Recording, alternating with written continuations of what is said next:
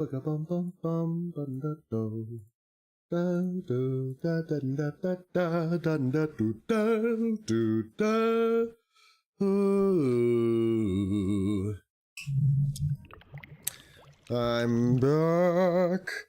back at it again with the white vans. Ooh, we are so back. I'm feeling fine. Let's carry on. Anyway, this is Pijo back at it again with a bit more CrossCode.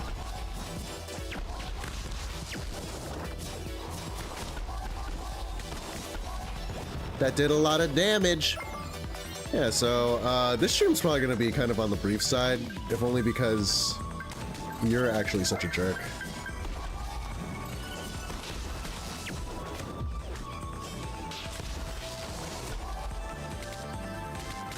Oh! Ow! Yeah, I'm fine.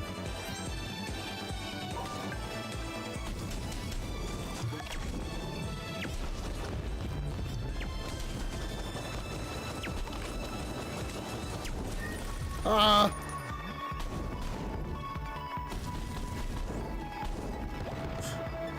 Ouch! Yeah, it's gonna be a little shorter, just because I started like really late. I just really wanna... I like the cadence of streaming 3 times in 1 week. So I'm gonna stream today and also tomorrow. So that's chill and delightful and awesome and cool. But yeah, today's gonna be a brief one because I've got friends who are coming over. Man, dude, scheduling D&D campaigns and stuff, scheduling time to like, taking time to like schedule out D&D to do with the buds, that's like really difficult. people do not have time. People are busy. It's crazy. Yeah, no, we were supposed to do D&D today, but things are, the schedules are a little bit complicating things a little bit. Anyway, I hope everyone's been having a good day today. I was waiting for enemies like these to show up. Can't have an RPG without good old blobs. Can't have an RPG without good old blobs. Why did I do that? Why did I end the streak? I could have kept it going. But what has happened?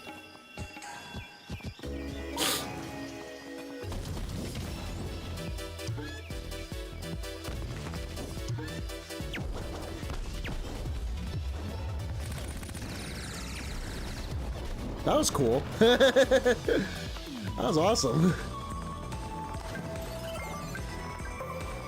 Alright, but yeah, like, okay.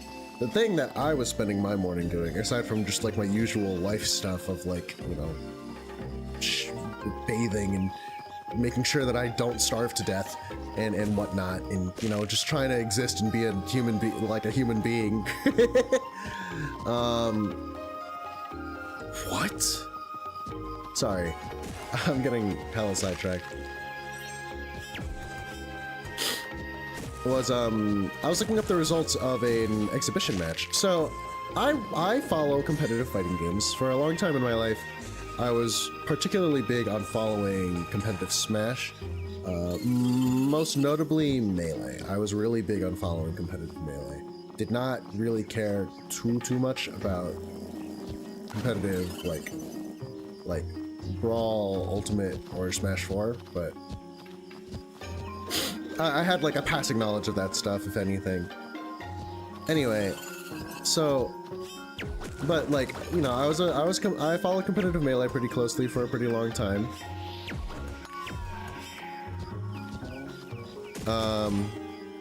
But you know, I mostly just kind of fell out of it over time, and with the emergence of the so-called Sajam Slams by one Mr. Anthony Sajam, that's definitely not his name.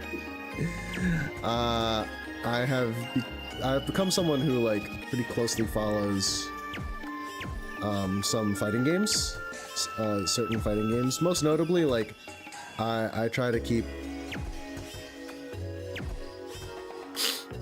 up with like results in Street Fighter 6, and like just the general goings-ons. I'm a bit more. I'm not like the biggest like Street Fighter guy or anything like that. Like, I don't even really play the game like that. I just played World Tour mode, which was fun, and fighting games should do that more, but that's a tangent for like a little bit later, honestly. What is going on here?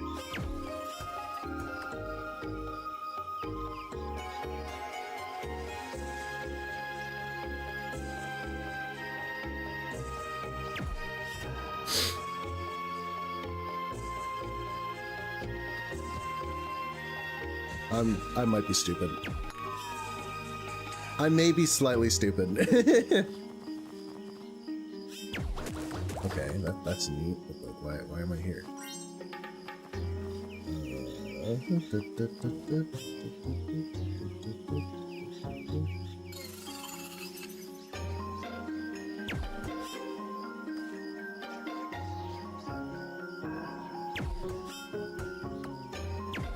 Yes! Video games. Yeah, so I am like a bit of like a fighting game. I'm a fighting game fan. I'm tempted to say I'm a bit of a LARPer, honestly, because I don't really watch tournament streams that much. I just watch back sets for like pivotal tournament moments. That's pretty much it. And I've never gone to an event, unlike a family member of mine who's been to EVO, which is awesome. That is. For personal reasons, I don't know about going to EVO anymore, but I would like to go to like a big fighting game event at some point. That sounds like fun. Oh, Saudi blood money. Ooh. Saudi blood money in my tummy. No, but oh,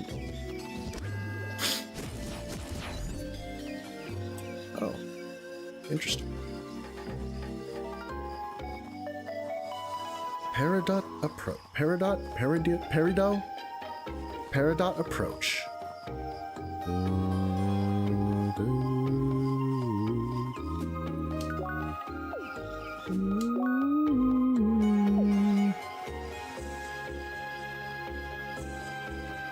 But anyway, so we've been walking around for some. Stop interrupting me! We've been walking around for some time now. Where's the temple? We should be very close. I'm sure we are. What? Huh? Okay, this is a wind element thing. I see. I'm putting 2 and 2 together. Anyway. Also, it sounds like that's the main path, so I'm gonna head over here. So, bit of fighting game community history and whatnot. So, as far as traditional fighting games, or really fighting games as we know it, are concerned, one of the GOATs, one of the greatest of all time, pretty widely agreed. One of the players who's widely agreed to be one of the greatest fighting game players of all time is one Daigo Umehara, who basically trailblazed the path forward of a professional fighting game player in Japan. Back in very early Street Fighter. I don't know the specifics. I don't know which game he started with, which game he gained notoriety with. I don't know how it all began, but it was basically him, and shortly after, to my knowledge, it was Justin Wong, who were like the GOATs of the fighting game community. Daigo Umehara is infamous for being excellent in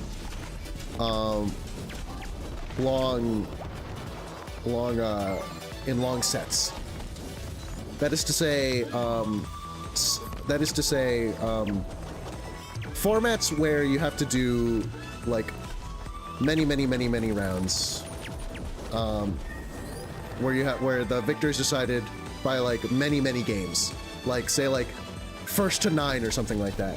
He's known to be very proficient in long sets. Daigo, with preparation and with a lot of time to adapt, is very good. He's known to be quite a fearsome opponent.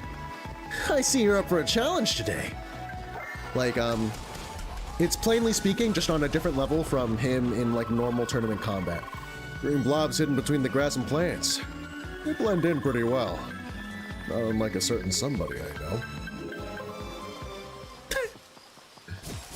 I didn't realize that he'd be making fun of Apollo so much. Jordan's, their relationship's fun. I'm enjoying it. Like, Jordan does a lot to make Apollo seem a lot more well-adjusted. I quite enjoy their dynamic. But anyway, a notable trend in Daigo's history with long sets, in particular, is kind of his history of beating like recent Evo champs in really long sets, and it's like not close. Like he'll beat like the big ones are Xian, Infiltration, and Tokido. All of whom are considered excellent, and also Momochi's there as well. All of whom are, there's definitely some I'm missing. Brian F made a video on, Brian F is a fighting game content creator, mostly a Street Fighter content creator, but he's a fighting game content creator who like gave the whole lowdown on like Daigo's history in long sets in the lead up to what I'll be talking about shortly. But yeah. Ow!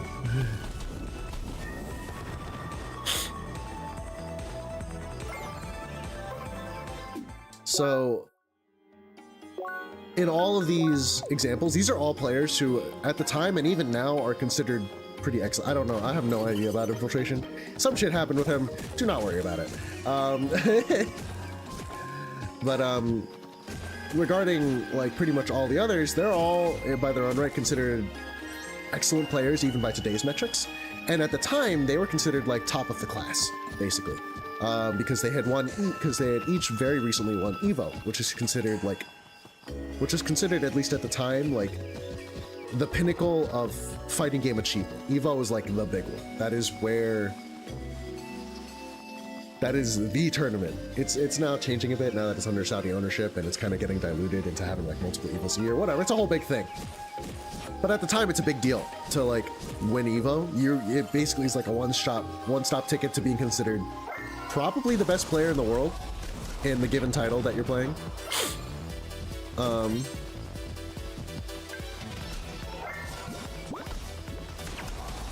And after Xian was the first example. After Xian won Evo, he and Daigo did a show match, which was like first to 10 or something. First to 10, first to 9. And Daigo beat the shit out of him. It was openly, like, no holds barred, like, one of the most brutal fighting game showings, like, ever. It was not close. It was insane. Not long after that, Daigo followed up with a long set against Infiltration, who he also just dismantled. And so started, like, this kind of narrative of Daigo being basically unstoppable, even by the best of the best in long set formats. A sort of moniker that tagline he would live up to several times afterwards, most notably in a set against Tokido, who's probably at this point also considered one of the GOATs of the fighting game community. A player who had recently won Evo in an upset over Punk, who's considered one of the greatest, one of modern day Street Fighter's greatest players. He'd beaten Punk in kind of like a surprise shocker, because Tokido himself is considered kind of old as far as fighting game players are concerned. He beat Punk out in Street Fighter V Evo Grands, and they were like, oh shit, Tokido is like the best.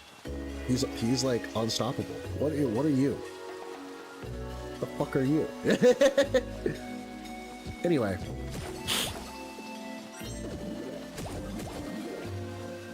So that happens, and that's all well and good. They do that. They do that thing. Me trying to recover the momentum I had while talking about my stuff.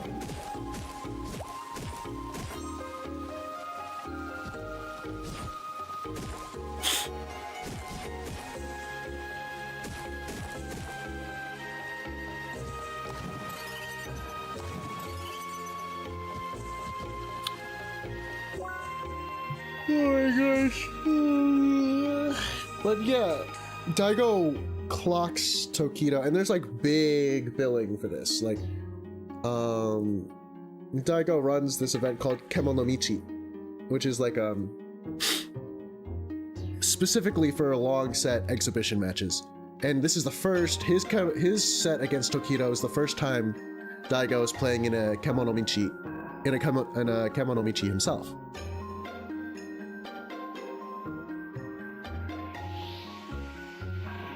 And he fucking obliterates Tokido. It's 9-5, which, like, I'm pretty sure it was 9, he won 9-5, which sounds, I didn't say the set records for Daigo against Xian in Infiltration. Mostly because, like, I don't know them. But they were like some shit like 10-3. It was not close. 9-5 sounds a lot better, but it did not look close.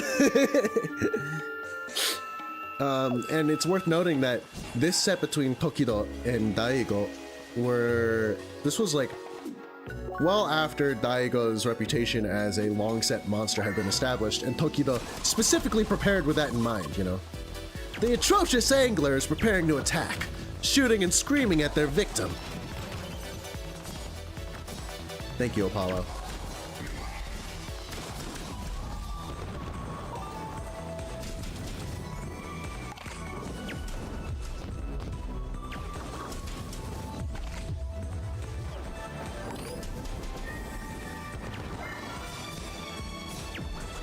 Yo, bro, chill out.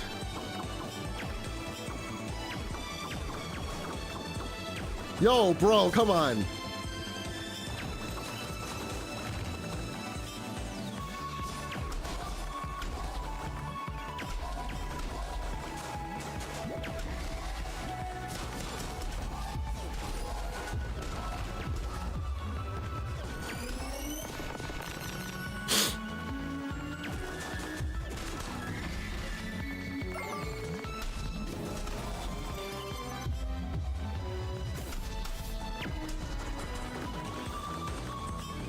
It is just plainly impossible to fight these things. Those were a lot of enemies at once. Well, here's more.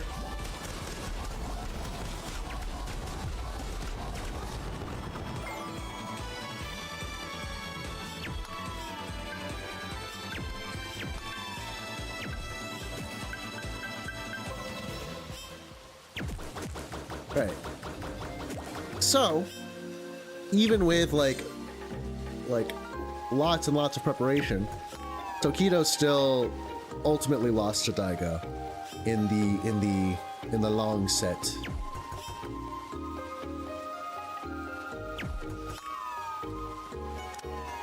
Yay!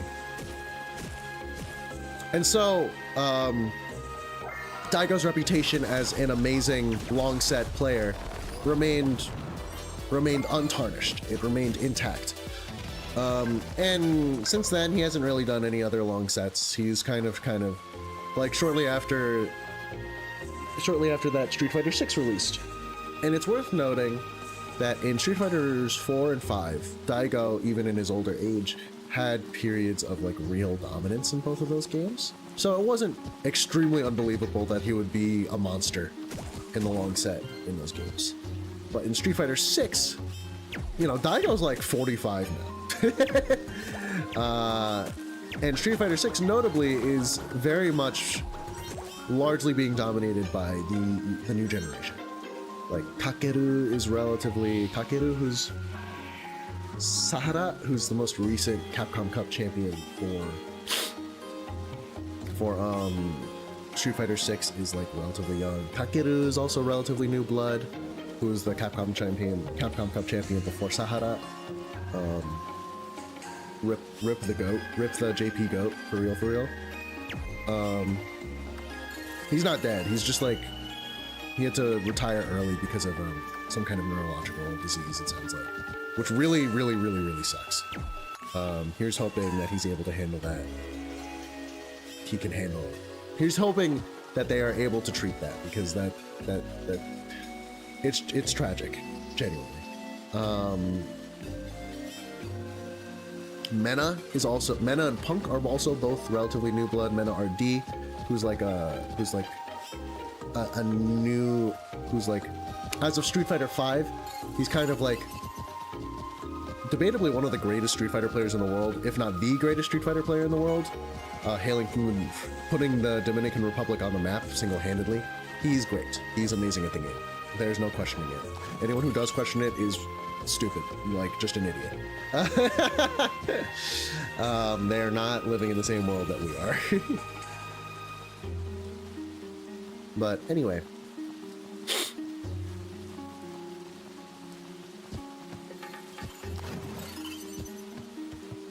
So, yeah. They're like, Street Fighter 6 is very much ruled by new blood. I think the most recent example of someone performing particularly well who's like on the older side. Oh, Lashar's also big. Holy shit. I forgot to mention Blaz. Blaz is like 15 years old. And that kid got second at Capcom Cup to Kakeru.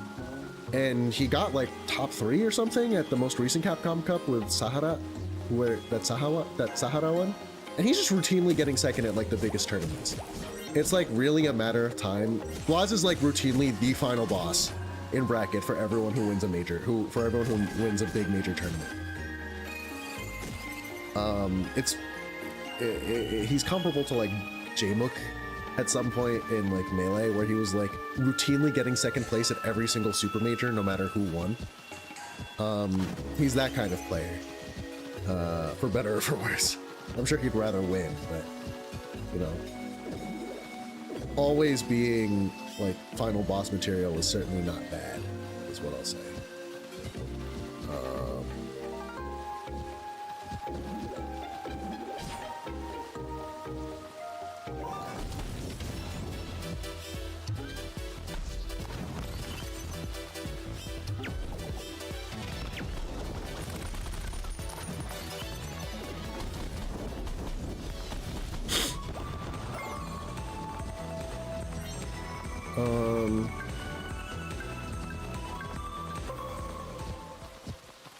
But, you know, all this to make the point that Street Fighter 6 is more or less being ruled by the new generation. And most older players are on their way out. I think the oldest players I can think of, the oldest player I can think of who's still, like, relatively successful, and even then, this past year hasn't looked great for him, is Tokido. Tokido is, like, still quite good. And, like, he had amazing results as recently as, like, last year. But alas, the past year hasn't been so kind to him, you know. Mostly because he's had like a personal character crisis. Whatever, I'm getting derailed.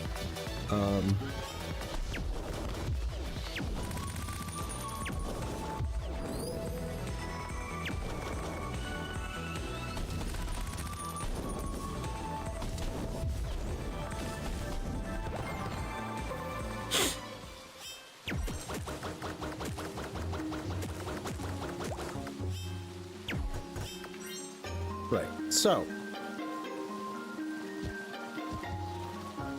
anyway, suffice it to say that Daigo is very much considered on his way out,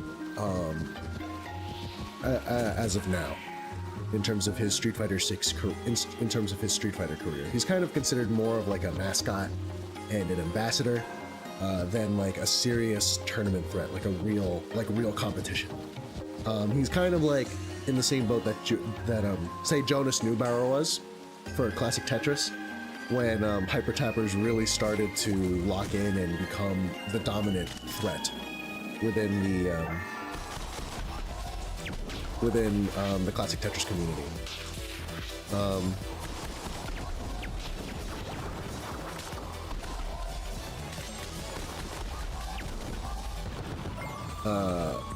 Still like an amazing player by his own right, and still someone with like an untouchable legacy. But as far as modern day competition is concerned, like a non-issue. But still, his reputation as a long set beast remains. And this ends up being pertinent to a player that I brought up earlier, Mena RD, the hero of the Dominican Republic, and currently probably off the back of 2 Evo Japan wins in a row, and like I don't think he won Evo itself, but Mena looks like the best Street Fighter player in the world, bar none. I know he didn't win Capcom Cup, but he still looks like the best player.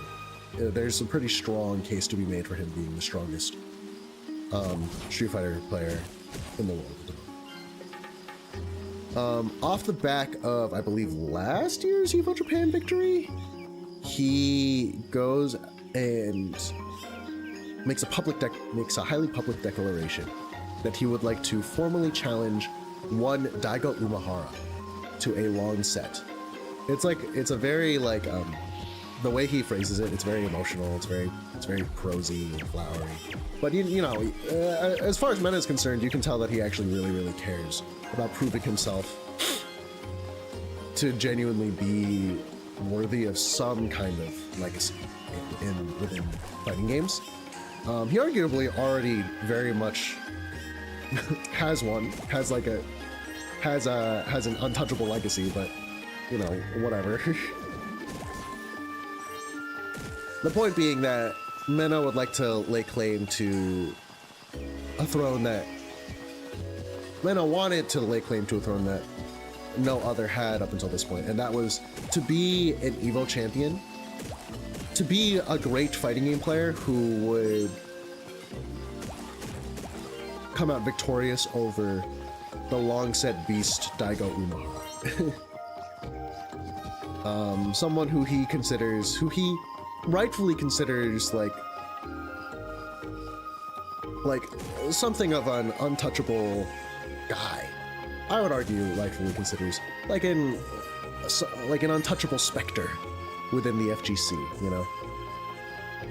Where the fuck am I?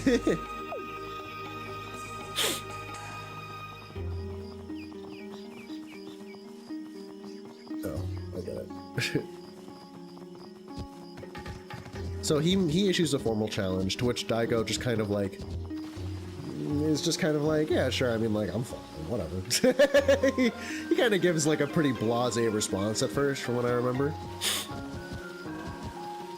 This past month rolls around, and finally, like, a formal date is established as like part of a series of big exhibition sets in this upcoming Evo Japan, which is this weekend.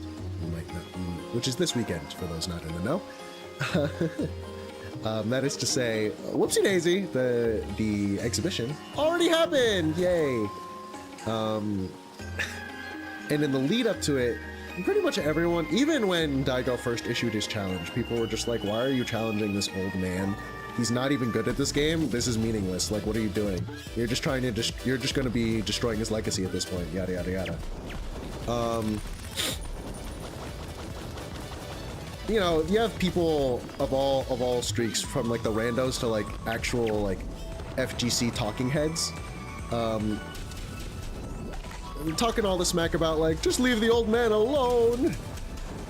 Don't you realize that all you're doing is inflicting pain upon him? Or whatever, like, leave the precious old man alone. Just let him retire in peace. You know, they're saying all that shit about Daigo. Daigo, the greatest, like, probably the greatest fighting game player of all time. They're saying that about him. And I get it, like, it makes sense, but like, bro, Daigo's not retired. I, perhaps undeservedly so, on behalf of Daigo, found it uniquely insulting and kind of patronizing. I saw the sort of shit that people were saying about Daigo, and I was just like, wow. If I was Daigo, I would be so offended. And this is coming from people who are defending him. I can understand being worried for him. Like, man, I really... Like, this was the first time where this long set challenge has been issued, to my knowledge, and people were really like, no, he's just gonna... Like, people were saying he was gonna get 10-0'd. And mind you, Mena's really good, but like, the utter lack of faith was kind of staggering. And so in response to all this hubbub, and in the lead up to this exhibition, Daigo releases a statement, basically talking about his philosophy on fighting games, on life, and on, you know, why he took the challenge and how he feels about it and how he feels about all the discourse around it. And like, I can't do the video any justice. Like, I've heard people say that Daigo is a titan of charisma, and Daigo is a character, for sure. He's like a unique individual. And there are moments, if you look at the size of that trunk, as expected of a jungle, the trees can grow to an astonishing size. Yes. What is this conversation? You interrupted me for that? Are we dead ass? Okay.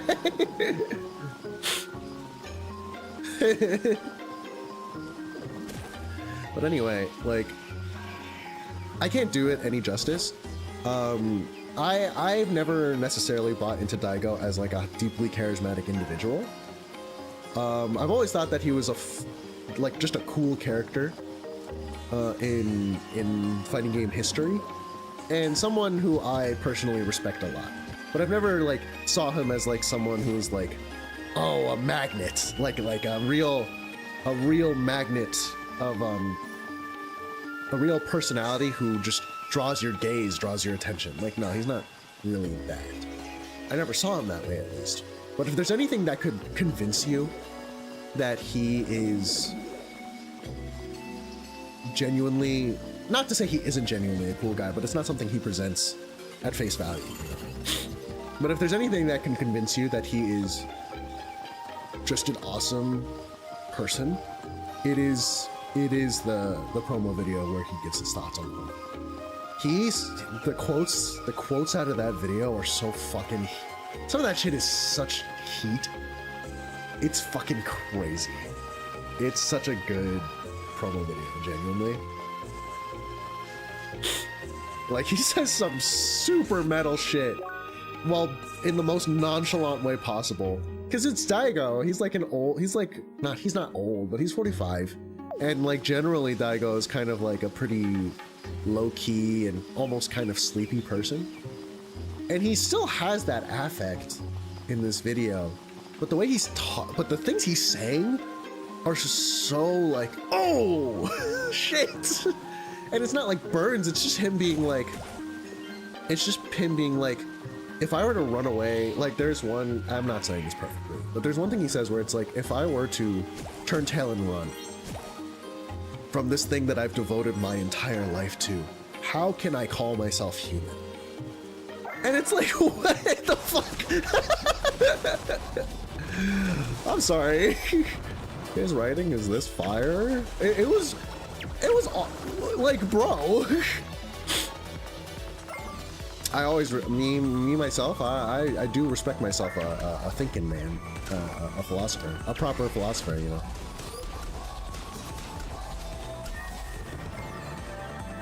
And like, you know, that's the sort of sentiment. Like, people just become, I think there's a point where like, after someone's devoted enough thought to how to phrase their own opinions and how much they care about something, after someone's devoted enough time and energy to something that they really care about, not just in terms of like practicing it and doing it, but just thinking about it and talking about it, they just end up being able to talk that way. Like, damn, dude. And every time someone does manage to talk like that, I'm always like, oh, hell yeah. Like, that to me betrays a real significant amount of care and thought and genuine personal energy and drive. The ability to just casually stake your life like that, that's so sick. That's so awesome.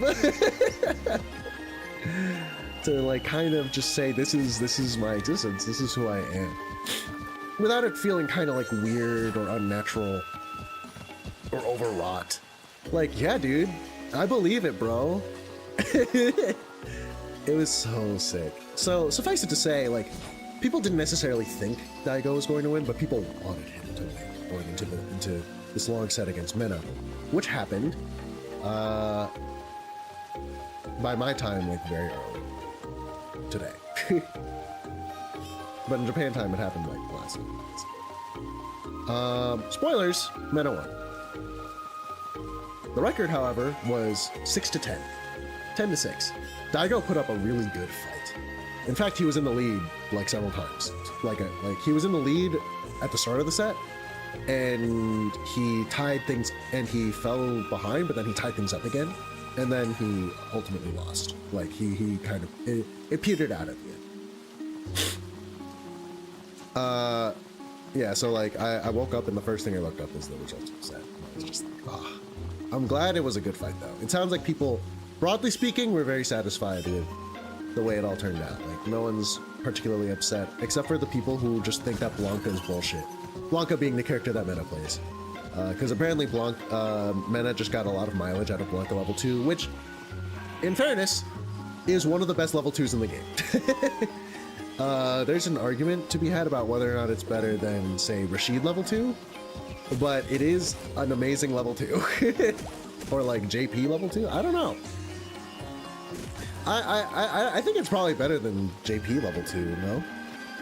It is a fucked up level 2, and Mena apparently used it like a lot. There were a lot of people, I saw a lot of comments saying something to the effect of, man, I'm so happy that Blanca level 2 managed to win the set over Daigo Umehara. Isn't that amazing? But at the risk of,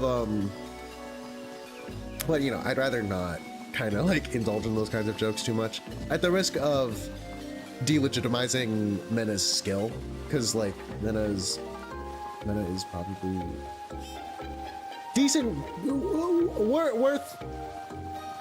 It's pretty reasonable to say that Mena is the greatest Street Fighter player in the world. Blanca be damned.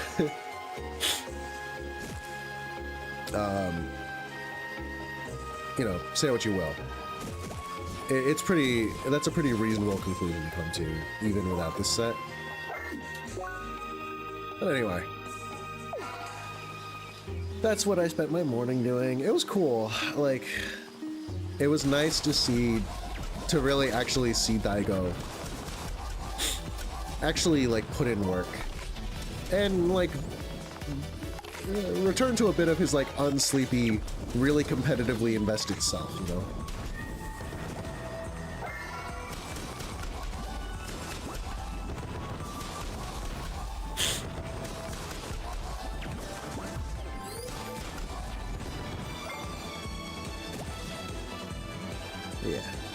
All this to say, this morning was it was a good morning. It was pretty chill for me, because like, you know, I'm not the one fucking competing in the set of my life, but in like a long 10-game set. But I did get to hear some like, nice news as far as my hobbies are concerned. So that was cool. I didn't expect to give like a whole like fighting game history diatribe. There we go.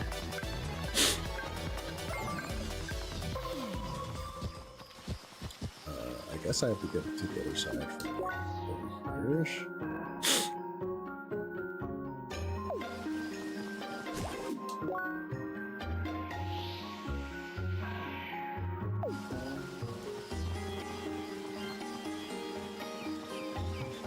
Common planter.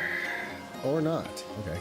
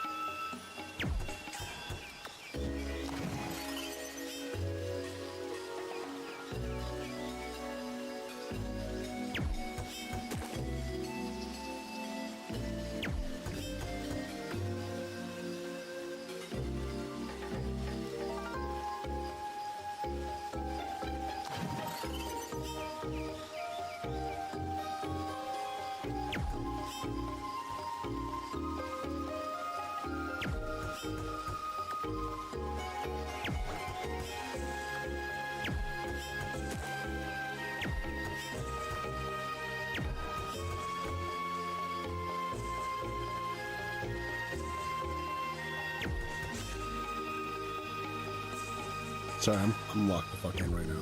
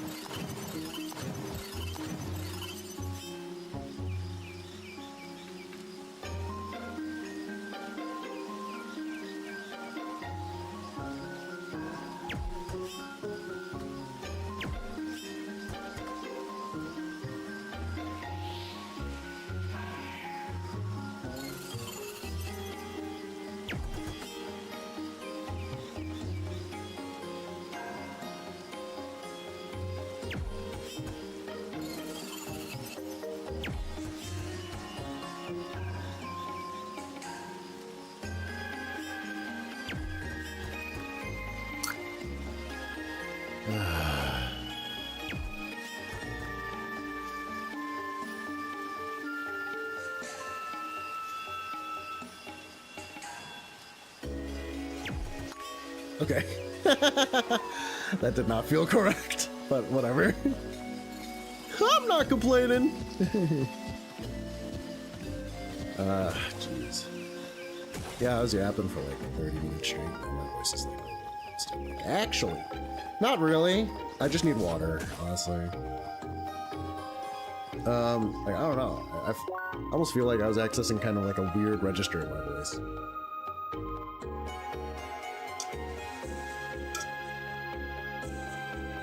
Yeah.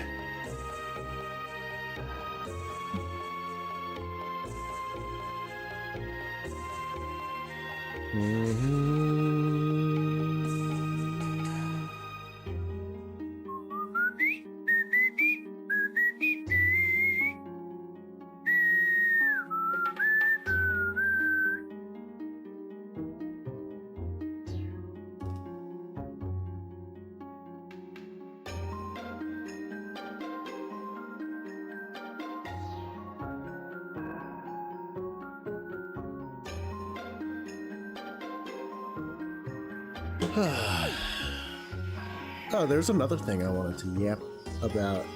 It's about like, dude. Oh my god, fighting game discourse. So like, this happened like probably a month or two ago. There was some discourse in the fighting game community. Someone released basically like a big PDF, basically saying like, man, in terms of like onboarding and like bringing people into the scene, or no, like, sorry. The criticism was that fighting games as products are like fundamentally flawed. They're incomplete, they're bad products within the realm of video games. A sentiment which, in some respect, I like actually do agree with. And like it came with a whole laundry list of complaints, but really my main one is the fact that fighting games, in terms of single player content, are generally very, very poorly thought out. Like they don't really do much with that. There needs to be much more significant thought put into how fighting games can onboard people who have no friends to play with. I understand that there are like very popular like genres of game, i.e. like multiplayer shooters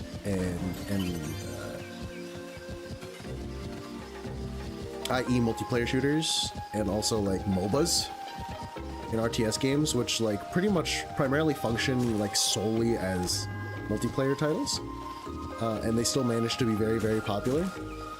To which my counter argument is there's literally nothing to be lost, or there's no harm in having more well thought out single player offerings, and also those games, broadly speaking, are all free. They're all free.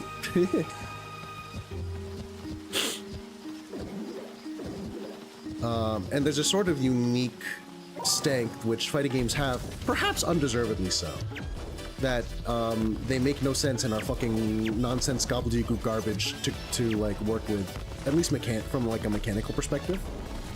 Like they make no sense and are stupid and dumb, and I don't understand how to play them, and they're impossible to learn. One could argue that is patently unreasonable, there's a sense in which I'm willing to accept it, most notably the fact that, like,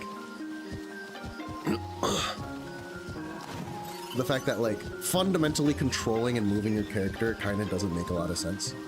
It isn't necessarily the most intuitive thing in the world, whereas, like, arguably less so than, say, like, point-and-click games, or than, like, any point-and-click movement games, i.e. MOBAs, or, like, games where you just move with WASD, and then you move the camera with your mouse, with your cursor.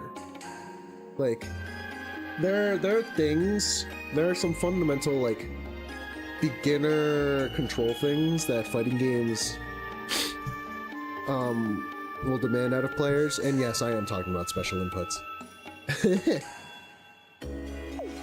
That, like, the average person doesn't necessarily understand on first pass, and also, like, it isn't very neatly tied to, like, the actions that you're doing necessarily, which makes them even more befuddling, you know?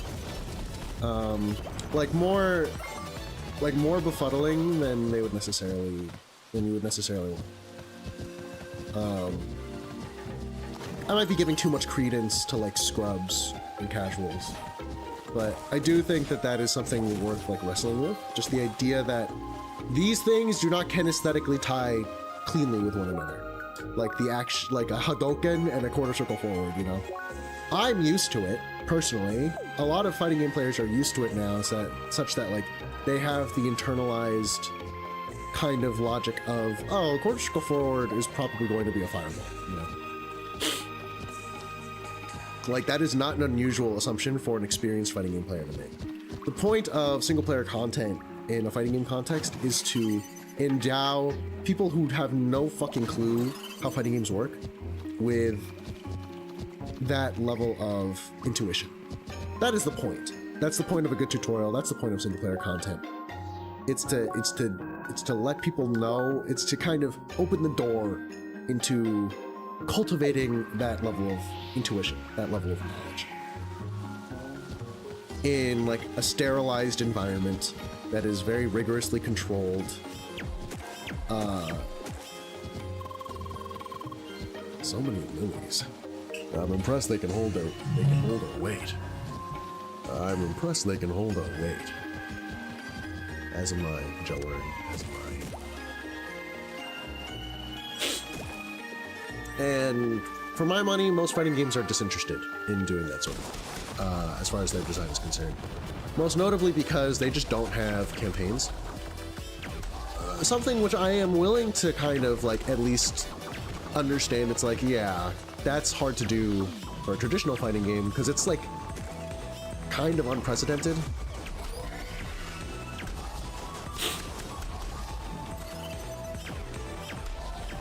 These things are fucking unbearable to fight.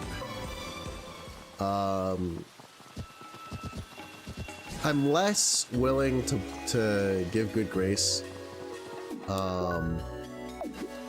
to say platform fighters, because they have literally no excuse. It's like, you have, like, a whole, like alternate, like, you have a whole lineage alternate to your fucking fighting game lineage.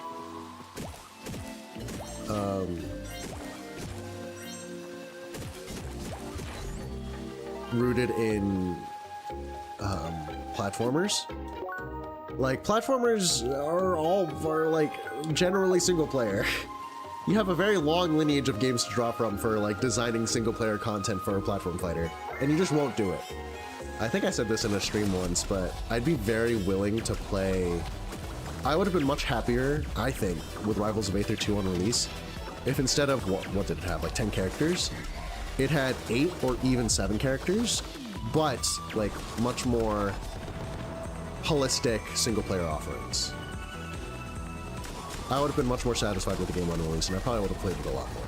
Mind you, I've still played it, like, a pretty significant amount, but I think I would have gotten a lot more mileage, and the average player probably would have gotten, I'd be willing to bet, would have gotten a bit more mileage out of the game on release if it was more about there really is no end to this place. Gaia's Garden. Wilderness as far as the eye can see. Okay, thank you, Apollo. Beta open parallels analyzed. Like there's a certain market of people who would have only picked up a game like Rivals of Aether 2 if it had a single player campaign. They would have only kept up with the game. There's another party that would have only kept up with the game and spent significant time with it, more than like 10 hours, if it had single player offerings. And I'm not talking like just target test, even though that is a really strong offering, like for platform fighters to have. I'm talking like the whole 9 yards, like at least, if not the whole Subspace Emissary, but like a significant portion of the Subspace Emissary. I'd understand it being released in packages, in like being released in parts, if only because like the game doesn't have all characters on release. But imagine if like Rivals, with every character drop, released like a whole chunk of story and lore and or just like a level pack to go with to like further flesh out the world, and also like on a mechanical level give you a structured play field to develop an understanding of this new character. That'd be cool. That'd be sick. Man, I sure wish video games were designed properly. Nah, sorry. That's kind of mean. Like there's this real sense in fighting games, and especially platform fighters, that we've pigeonholed ourselves into thinking that anyone who would play our games only cares about like fighting, like the fighting aspect of it. And like, don't get me wrong, like fighting games are cool and fun, and being really good at them is fucking awesome. But this is gonna sound insane to some people. There's more than one way to enjoy a fighting game. There's absolutely more than one way to enjoy a fighting game, okay? Some people really do just play these games to mash and to like enjoy the feeling of beating someone up and watch cool shit happen on screen. I'm not saying that we have to coddle them and we have to treat them and we have to like bend the knee to them in every which way. I'm not saying that like getting rid of special inputs is the answer. What I'm saying is that like if you want a casual to actually appreciate shit like special inputs or like complex fighting game mechanics, you need to think really fucking hard about how you actually present all that to them.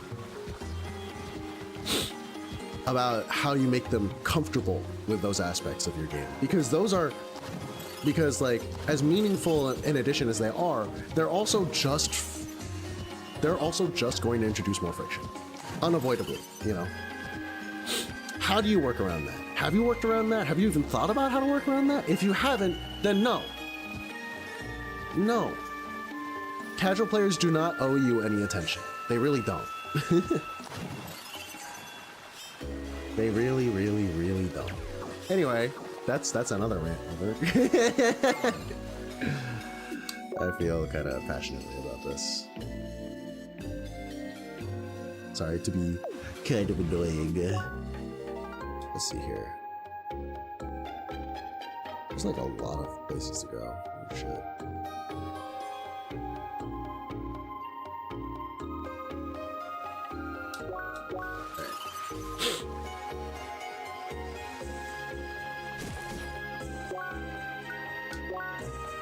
Anyway, we're back to CrossCode now, and I love this game.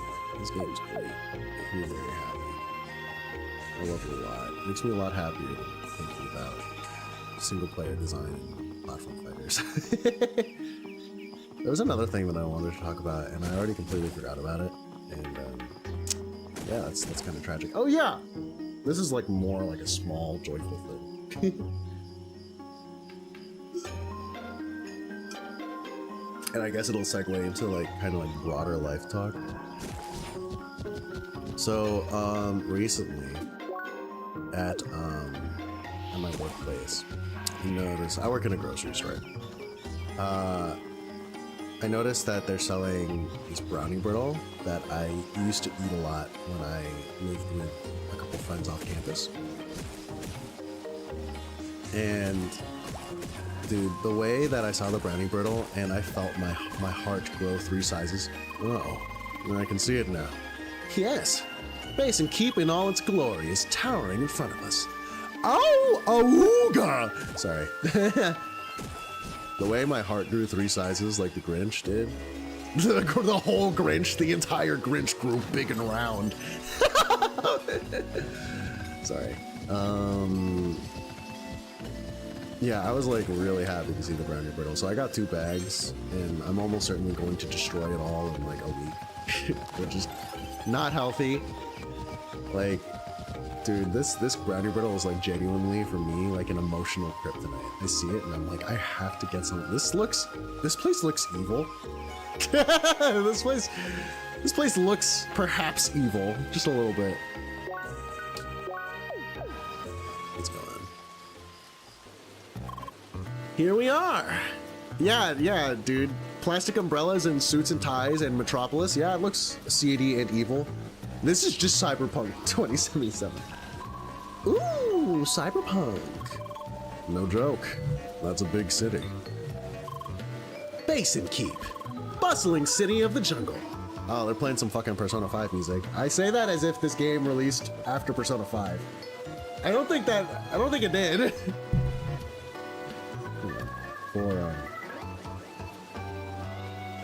Okay, I'm vibing with this. I'm vibing with this. Released September 15th, 2016. It's gonna have its 10th birthday this year. Oh god! CrossCode is probably already 10 years old. Unless it released in 2017, I honestly don't remember. No, yeah, it released in 2015. Yeah! Damn! This game holds up so fucking well, it's insane. Bustling city of the jungle. A place full of opportunity. Yet there resides a severe lack of justice, dividing the rich from the poor. Yo, talk your shit, Apollo? I also don't like the rain. Yes, the rain. The poor folks of this city have to suffer through it all year long. Why? They say it's the jungle's answer to this iron scar amid its sea of trees. Bummer. So, what now? First, there's a dire need to prepare for all the dangers of this wilderness. Fortunately, we'll find lots of expertly crafted goods in this trading hotspot. And of course, we shall fulfill our seeker's duty and visit the quest hub to the north. One must wonder, why put a mega city, like, in the middle of a rainforest? I live in, like, a kind of evil and fucked up, anti-Earth consciousness society. And even we haven't built a fucking mega city in the middle of, like, the Amazon. We have climate denialists, but we don't have people who are just like, let's destroy the environment. Actually, we probably do, but like, you know, they're not extremely loud or gung-ho about it. Quite in the way that this is. This is pretty ostentatious. Ostentatious. I like that word.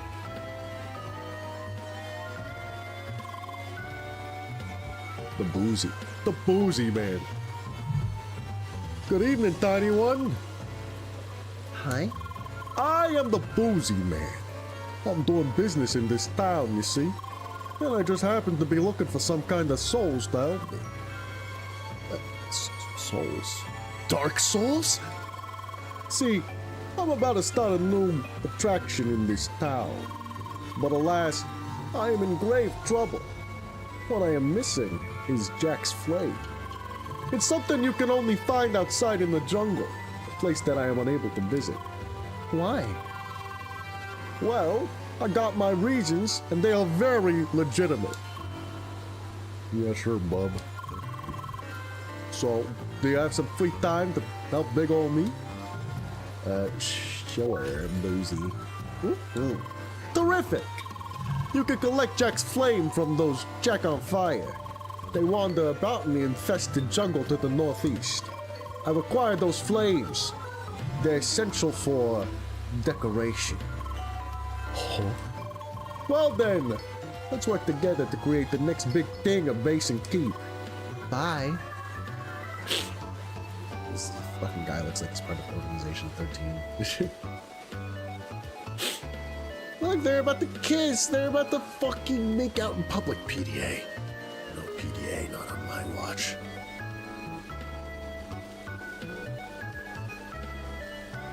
Whoa. Oh. Something about like one of those guys just sitting on like a random side, like a bridge in the rain in like a big city. Makes me feel kind of not great. Hey there, Seeker. Hey there, Seeker. Welcome to the comfy retreat of Gaia's gardeners. Oh. Hi. Ah, the Seeker. Such a pleasant sight. Welcome to our snug little retreat. We, Gaia's gardeners, strive to protect the balance and purity of this wonderful habitat that is Gaia's garden. Oh! You must fucking hate it here. Of course, with humanity always expanding, this has become both more and more important and challenging. Having one is what the fuck am I saying? Having one as distinguished as a seeker extend their hand to aid us can make a vast difference. You mean me? Wow! I'm so honored! Dude, my nose is clogged. In fact, oh fuck. Huh? Do you feel ready to assist us in our mission? Wonderful. The investigation is long overdue because of the dangerous location. What? Danger? I like that. Meet up with Gardener Lind at the Royal Grove. She'll be waiting near the teleporter. Keep her safe so she can work for the well-being of our environment.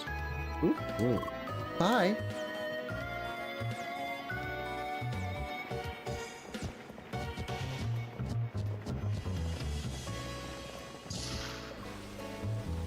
Just like a real monopoly on fucking bravery.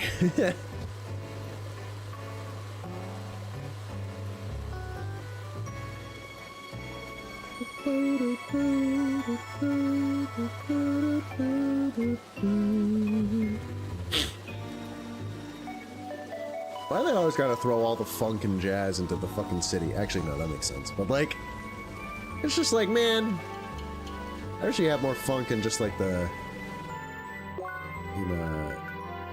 we could have got new gear. Whoop whoop. Whoop. Got new gear. Whoop whoop.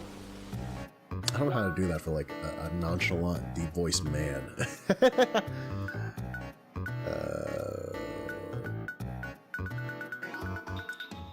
No chef sandwiches. Not interested. Holy shit. What the fuck even is that?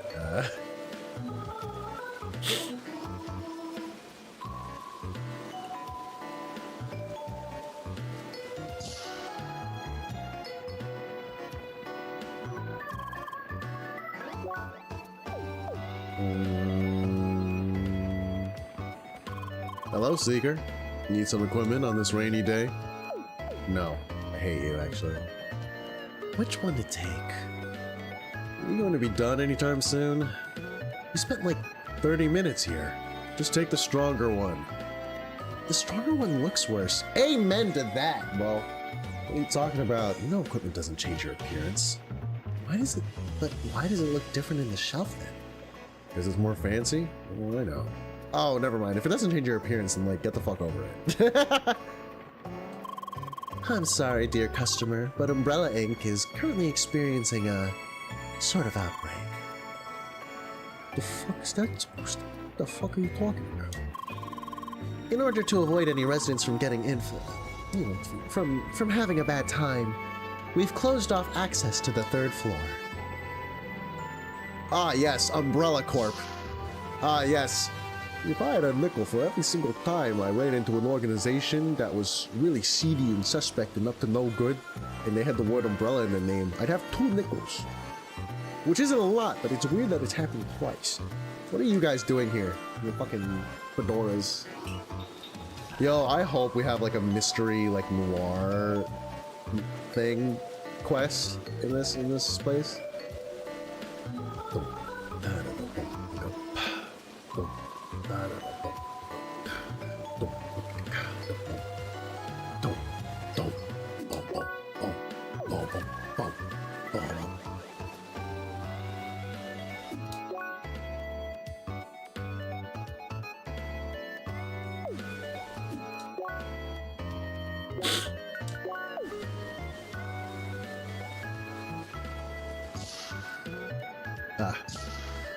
I don't need to be here just yet.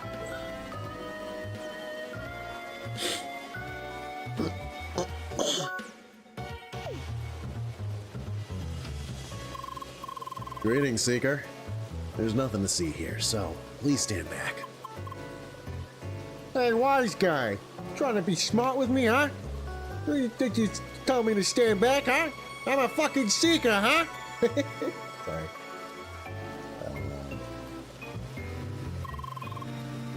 Van Samuels? What is this? Hang on, I need to go use that.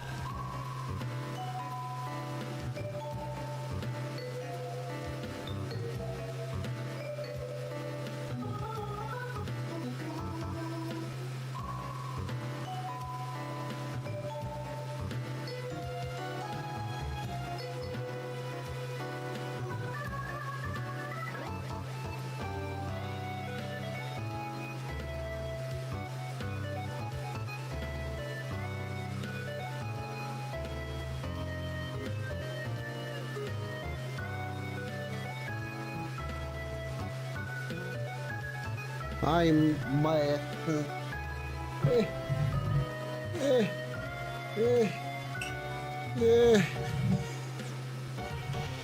Oh, look! It's another Spheromancer.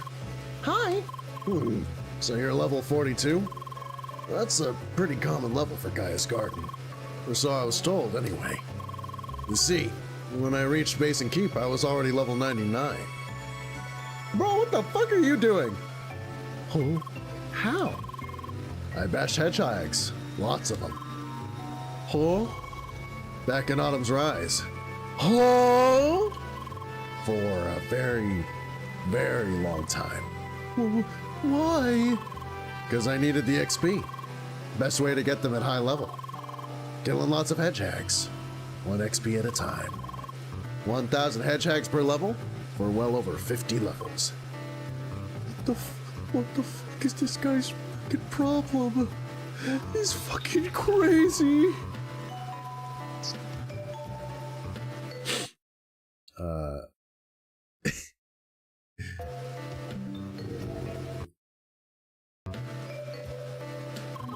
I reached level 99 over an endless trail of dead-headed hedgehogs. I am a hedgehog's worst nightmare. Why? Yeah, you're a fucking weirdo. You're crazy. That's like not efficiency, that's just hatred in your heart, bro. I think you should see a therapist for that. That's problematic. I personally wouldn't let you around like small dogs or cats or children. Because, yeah, that's deviant behavior, actually. Dude, you won't believe what happened at work. Someone breached our systems. All of them. Damn. Was we're so paranoid about security. Adding like millions of checks and such. Yeah, man. I have no idea how the intruder got in. Almost like it was one of us. Obviously, we all took polygraphs. All kinds of drama. But nothing was found. Nothing at all. Wow. Sounds impossible. Should be, unless someone knew all the passwords. Not sure who to trust at work anymore. Do I want to quit? I would, but I really need the money, man. Oh, this guy! This fine gent. Oh! Oh! Leia, dear! Hi.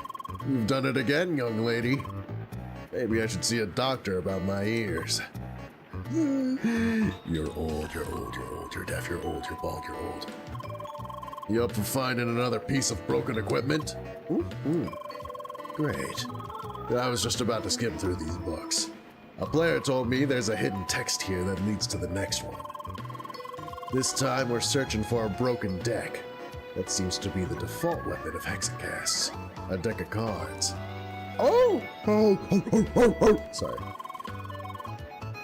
Why not help me? We players can simply use our seeker sense or whatever it's called. Does come in handy for an old man like me. Anyway, you ready? Sure. Thanks, kid. Only 2 more to go. But let's not get ahead of ourselves. Judging from the last couple of pieces, this one should be hidden somewhere in Gaia's garden, right? Let's just start searching through these books. Find something of use, you can go ahead and look for it. You know I'm too old to be running around willy-nilly. You're old, you're old, you're old, you're 9 years old.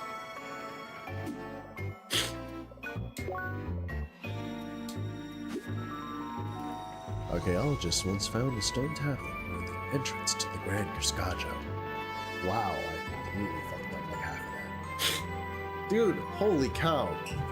I shit you not, I cannot breathe through my nose right now. It's really bad. Archaeologists once found a stone tablet near the entrance to the Grand Cascajo. On this tablet, a riddle is written. Those who seek the lost shrine must go to the most royal of coverts. Behind a tree, the latter part was already too old to read. Below the text, a strange sequence of arrows was written too. Researchers assume the shrine is to be found in the fittingly named area, the Royal Grove. Okay. Behind a tree. Behind the tree, behind the tree.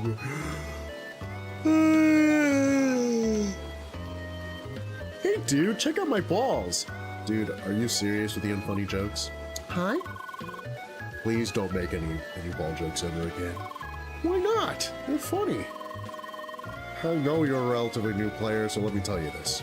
No. It's as unfunny as it gets and will make you very unpopular very quick. So I can't bask in my sophisticated humor? Yes. Unlucky. 6'7". No, sorry. That's the energy he was coming at us with. I can feel it in my bones. This building houses the office of the Basin Trade Partnership. Please talk to our spokesperson if you seek to assist us.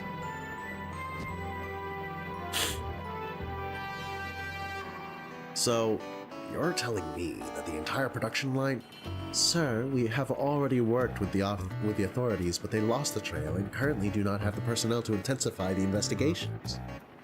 Our clients are relying on our cooling technology that got stolen, and I'm supposed to just stay calm and wait? Yes, sir, we understand your displeasure. We even requested the help of a seeker to solve this. Hi? What is it, young woman? Is it not obvious that we're having an important meeting right now? It's who fucking died and made you queen, huh? Well, actually, you are a seeker, am I correct? My, what wonderful timing.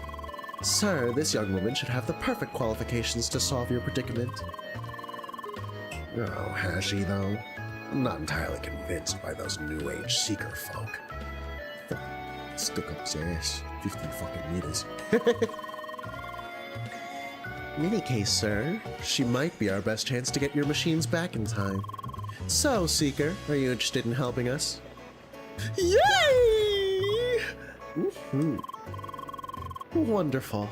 Then allow me to give you a briefing on the situation. This gentleman is Mr. Tony Frigo, head of Frigo Frost and Fire, producer of the finest domestic appliances on Shadu. Hi, Leia. Yes, enough flattery.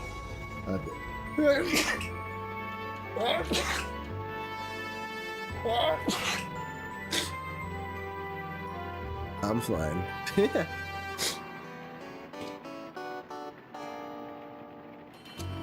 Yes, enough flattery. I'm more interested to see what your enthusiasm is actually worth, Seeker. An entire line of powerful, cool machines has been robbed from our hands. Find them, and I'll see to it you're properly rewarded. Okay, boss. Indeed. The investigating authorities lost the trail at Old Timber in eastern Gaia's Garden. Maybe your specialized seeker senses can find some traces that lead to the robber's hideout. Please be vigilant. Bye. Dude, my nose is hella fucking clogged right now. Holy shit. It's bad. Like, holy cow. It's like really annoying. It's making everything that I say like a lot more nasal than it would otherwise be. Not the biggest fan. Not the biggest fan at all, personally. That was a fancy ass umbrella you got there.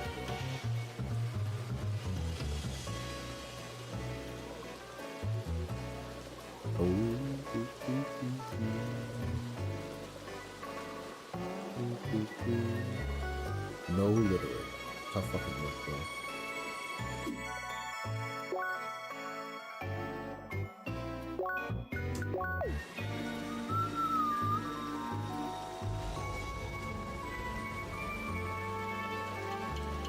Fucking black market? What are we doing here, guys? What the fuck? What's up with this part of town? It's all dirty and stuff. Well, apparently this used to be the workers' quarters back when the power plant was built. But it became a slum after most of the traders and the general businesses moved in. Well, alright. Kinda makes you sad, don't you think? Incisive cultural commentary! My favorite. Can't do this for Dad. Ain't no fighting in me. Can't do this for Dad. Ain't no fighting in me. What does that even mean? This is a private party, Seeker. You better run off. Fast. Fine. Fine! Fine! Unless you got yourself a pass, of course. What the fuck are you talking about? I want a pass. I want a pass right now. I'm gonna pass the fuck out. The rain will cleanse your soul. What? Me? My soul? Don't you think it's strange that we don't take damage from the rain? I think it's strange that you're sitting on the wet floor. But yeah, it's weird. It's pouring down and I feel the rain, but no damage. Guess it's some kind of game development magic again. Maybe, yeah. Sorry, Seeker. The market is closed off for your kind of folks. Unless you got yourself a pass, of course.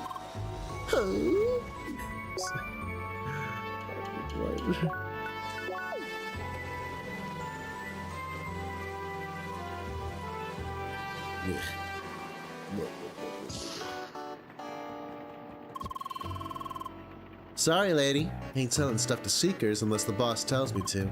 Huh. No entry for you, Seeker.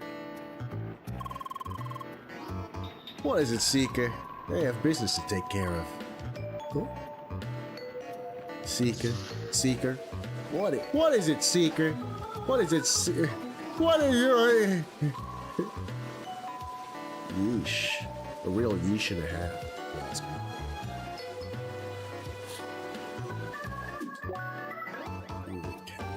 Oh, whoops. Whoopsie daisy.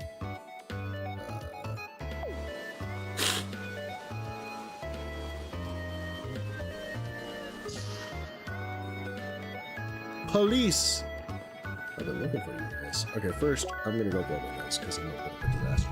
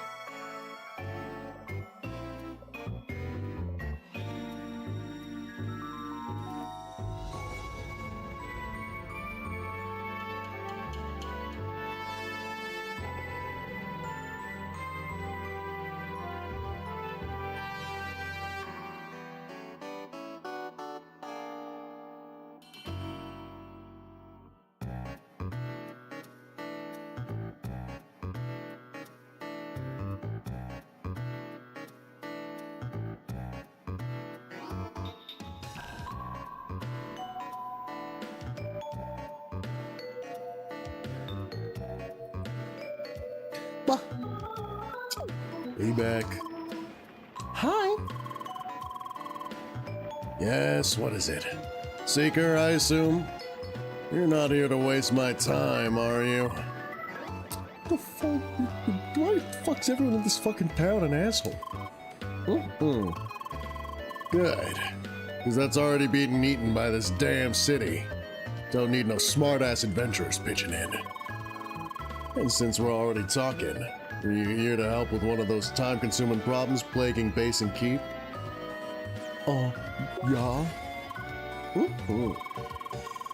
Now there's a start for a brighter day. Hope we can keep it that way. Listen, Seeker. We got a volatile situation at hand in our western district.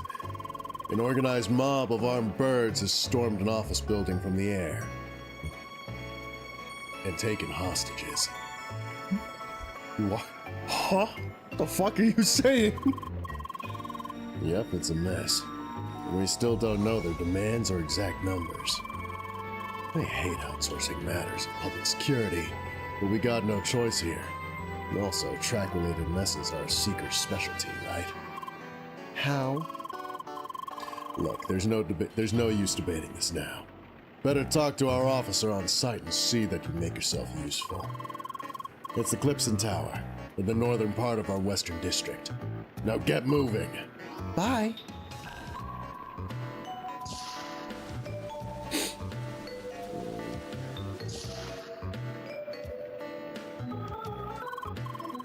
Hey, Seeker. These are the headquarters of the Woodland Vanguard. Nice to see you around. Hey there! You're a Seeker, aren't you? Great, just what I needed. No, really, we do have an urgent need for a Seeker here. That's me! Oh, goody! Our Seeker progress led us into some areas with heavy critter concentration, so we need some additional muscle. Well, not just muscle, also smarts and specialized Seeker skills. Sounds like just your thing? Yes. Neat. And just like the briefing says, you won't be doing all the work by hand. A network of defensive turrets is already on site. State of the art. Almost indestructible and easy to use. Wow, that's amazing. If you're connected to Trackwalker, that is. Someone failed to notice that when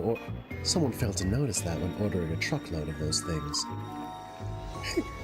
What a fucking dunce. Ain't that right? It's the main reason we need you at all, Seeker. No offense.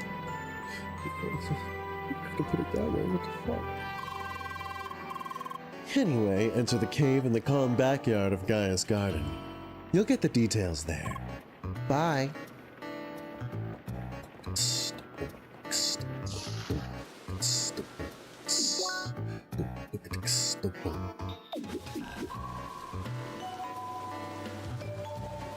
Oh, shit.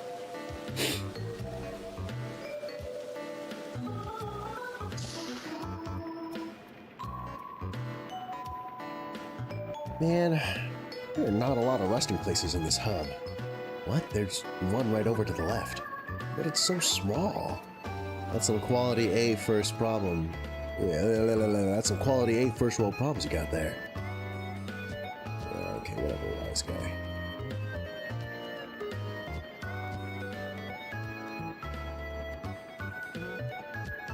Let's get that chest over there, why don't we? Precious metal. Oh, it's so precious. It's so precious. Oh, it's so precious.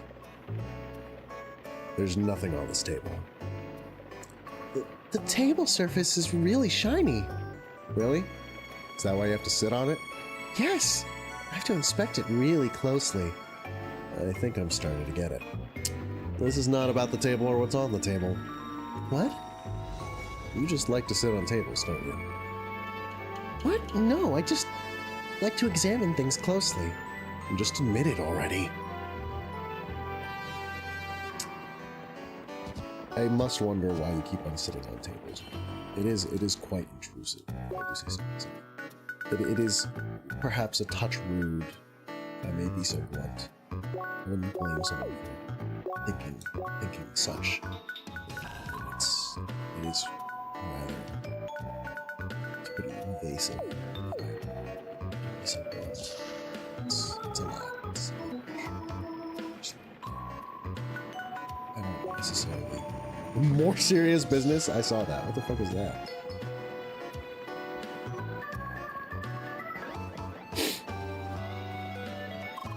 Greetings, Seeker. Do you have any business with the mayor? Ooh. You sure?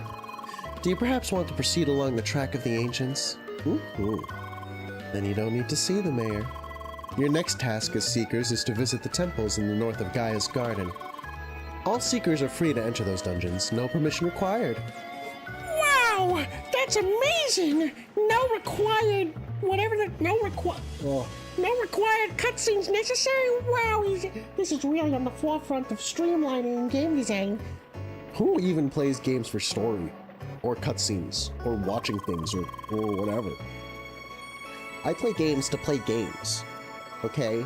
I don't play for the story. I make the story. Who needs a story? I'm gonna collapse into myself. Like a black hole.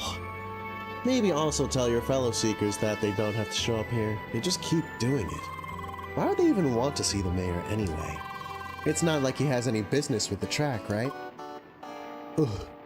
God, guys, whatever, man. Force of habit, I suppose? It seems the mayor of this town doesn't want to be involved in any of the Seekers' business. Thank you, Apollo. No, really, thank you. I don't know what I would do without you, frankly.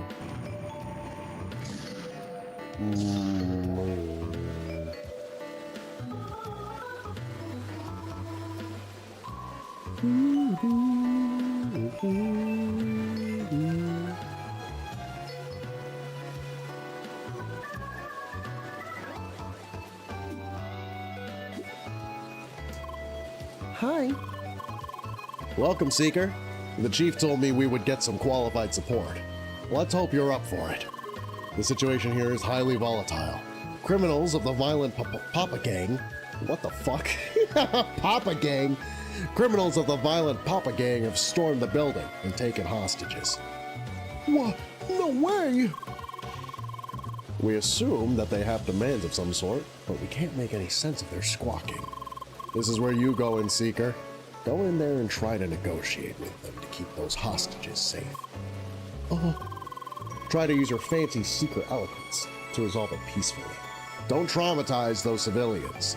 What the fuck are you asking me for?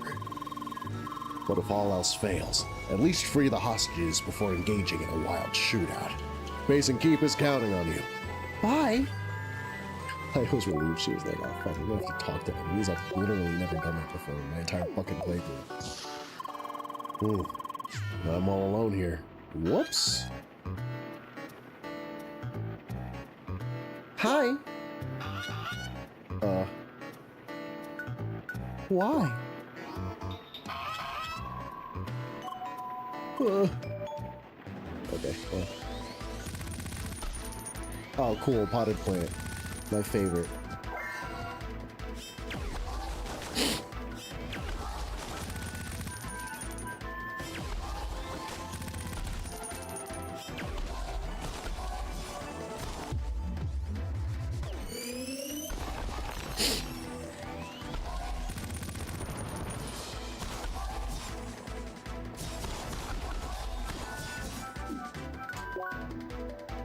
Fire!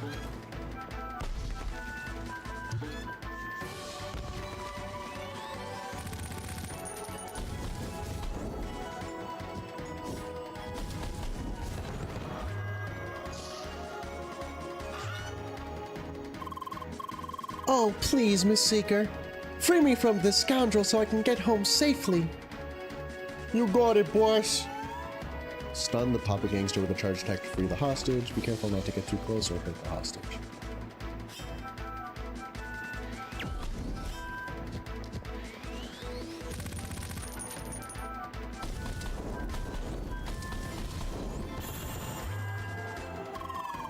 Apparently, NPCs with more refined communicative recognition have been implemented at this point. And it's a shame that your vocabulary is not up to these tasks. Sergey, get on it, man. Holy fuck.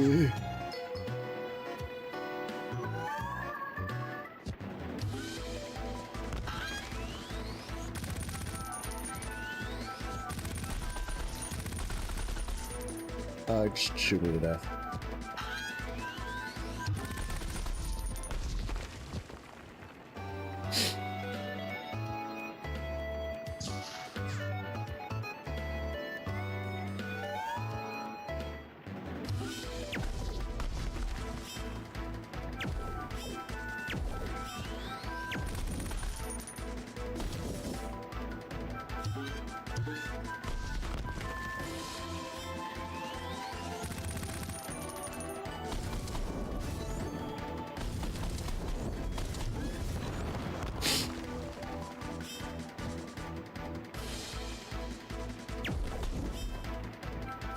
Yeah, I'm a bit of a fucking gamer.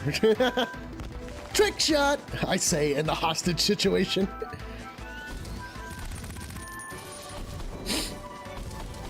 Dude, perfect! I've never seen a dude perfect video in my fucking life.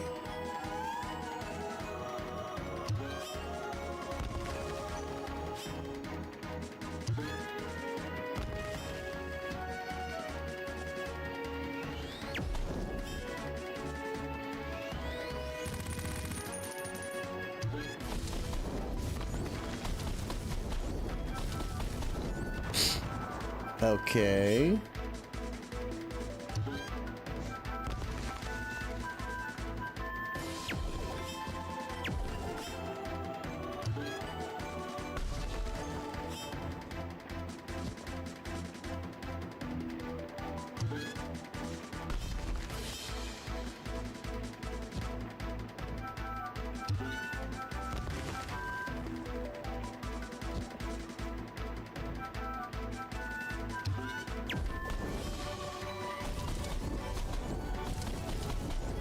Trick shot!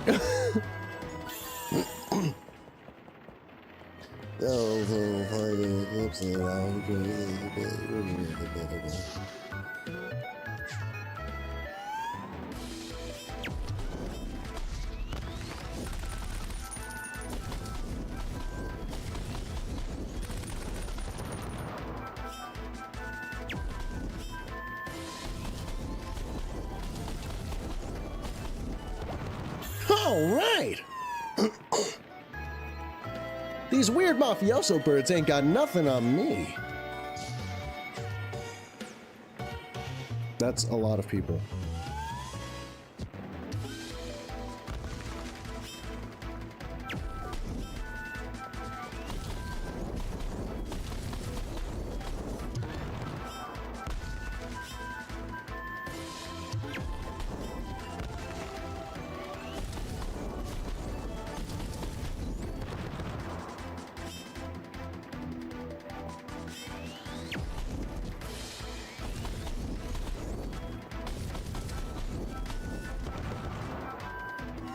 And now the other four can come out and place their hostages where they see fit.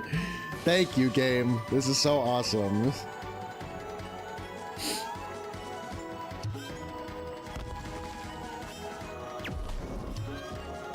Low-key surprised that that went as smoothly as it did.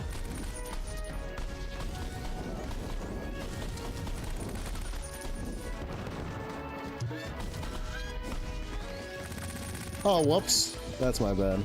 Just kill me.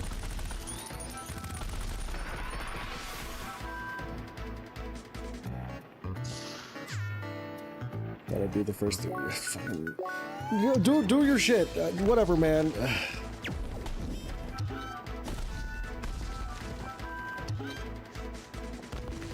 This whole watermelon bullshit is actually stupid logic.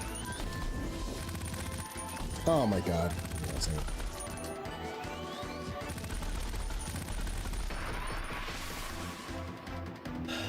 All hostages will remain safe under my watch.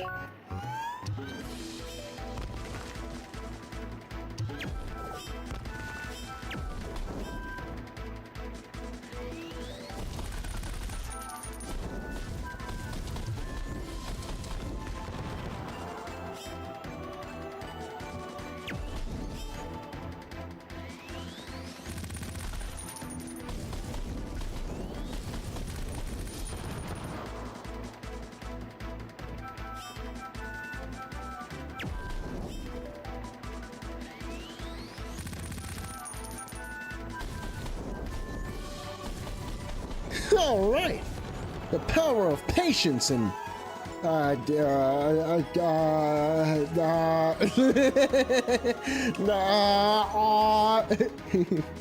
it's on my side. You'll love to see it.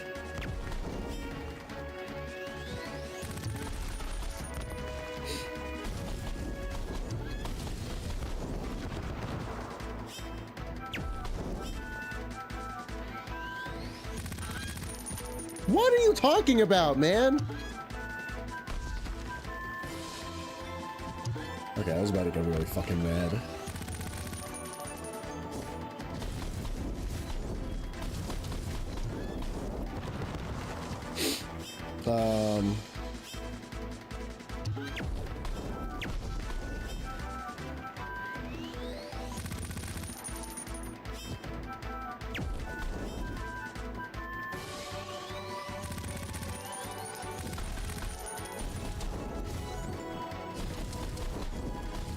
I should probably, like, actually be using my abilities. Come on, come on, come on.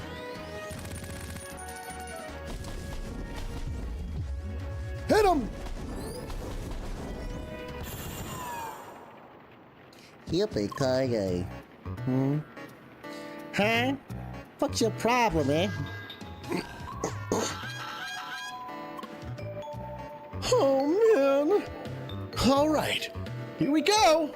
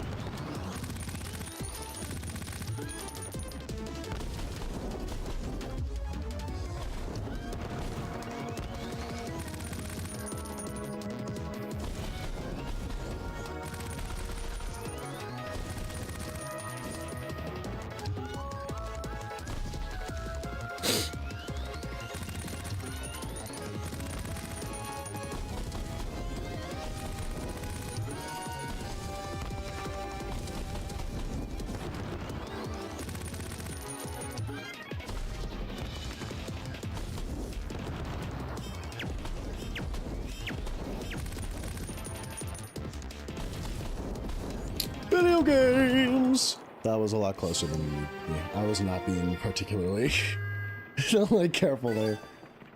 I don't even remember how I was Nelson. Liam Nelson. Have a very specific set of skills. I am the strongest ever. Yes, yes indeed. Hi! Finally, you're back. We heard a lot of noise in there, so I assume you couldn't solve it peacefully? That's a shame. Would have made our reports easier and saved a lot of trouble with the press. Whatever, man, fuck. In any case, you cleared up the situation and prevented serious damage. We can count that as a win. I'll call the Sarge and give him a brief report. Go back to the HQ to get your reward. Bye! Shut the fuck up, I hate cops.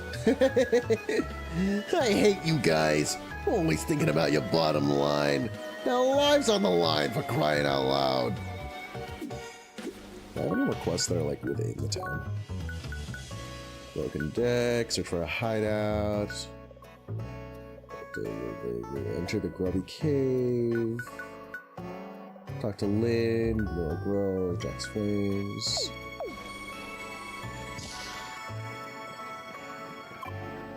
Hi. Oh, don't give me that smug face, Seeker. You stirred up a lot of trouble with your little shootout. Whatever, man. I tried my best. You don't even know what I went through for that, man. That was really scary. Messing up the negotiations. Starting an office brawl around the hostages. We got traumatized white collars and the press slamming our ears about your methods. You're a loose cannon, Seeker. Yeah, whatever, man. Whatever. Still, can't deny that you got the results.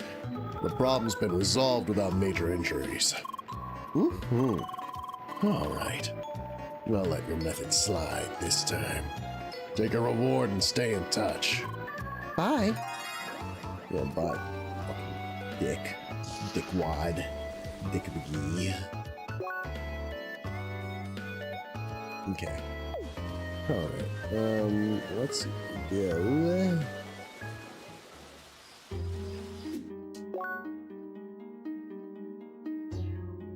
This place is fucking enormous. This place is huge. Passage, common backyard, Royal Grove. Royal Grove. Oh.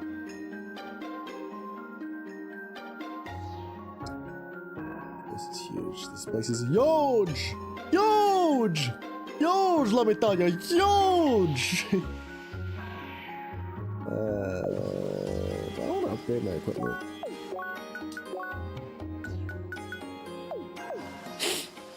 It's not tippity top, as it were.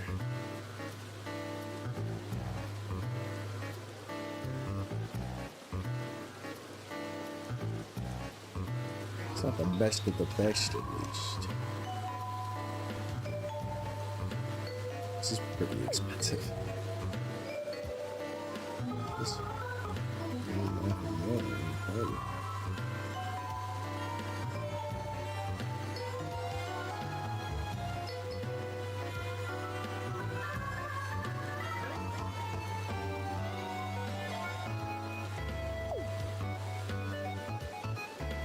Let's go for it.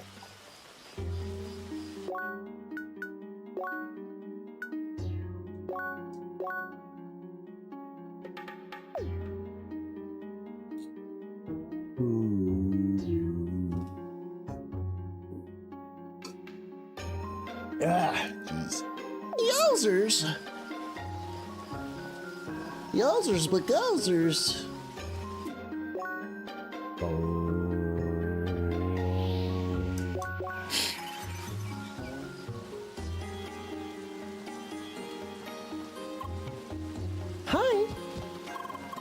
Hello. What the hell are these glasses?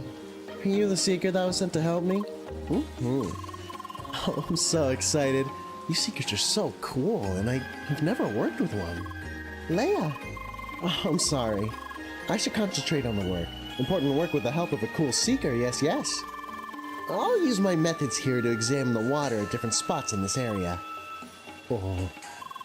Gonna check for pollution and radiation, and take those samples we need. Meanwhile, you'll have to protect me from angry denizens of the track that might appear. Oh. Yes, it's such a shame that we have to hurt them, but we've got no choice here. Whatever you say, boss. At least their dead bodies will... Jesus, okay? Yeah, okay, that's a way to think about it, I guess. Anyway, I'll prepare myself. Talk to me again when you're ready to go. La la la la la.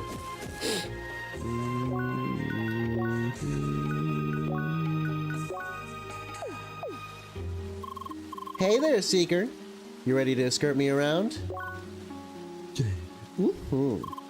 All right, just let me gather my things real quick. Good. I'll mark the first spot I have to investigate. All set. We can start now. And please protect me from angry critters, okay? All right, let's do this.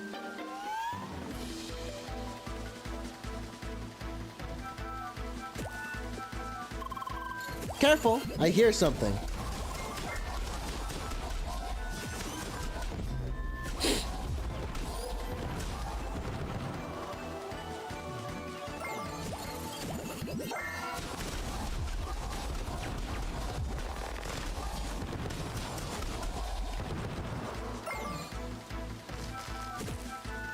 No, do it faster. Holy shit. There's just no fucking joke, bro.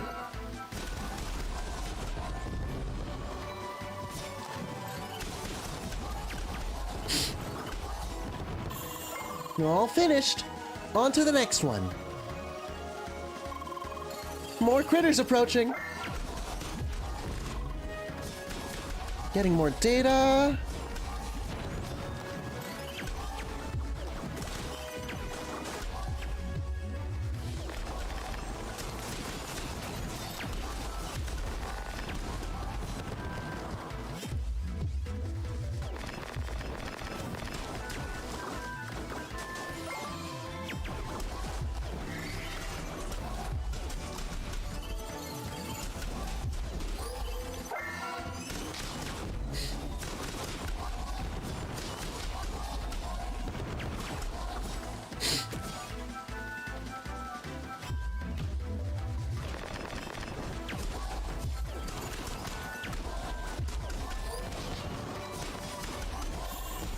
Good job so far. Just one more left. Just one more spot left.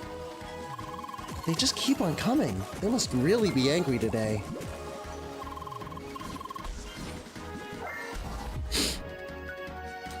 Let me just, like, eat food real quick.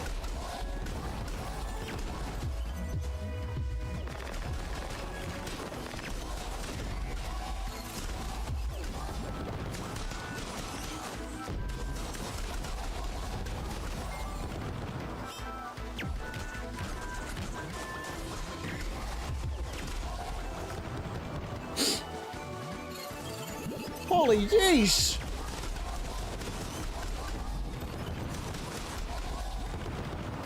You're only halfway through? What the fuck?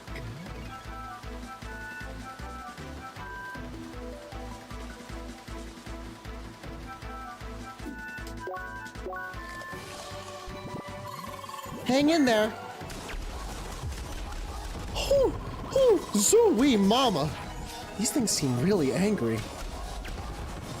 Astute observations. Thank you very much. Thank you very much, field researcher. I really needed that, actually.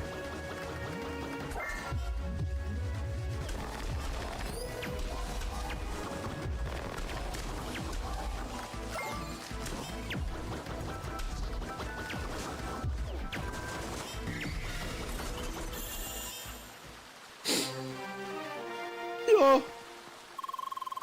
Okay. Got all the data we need for now. Great job, Seeker.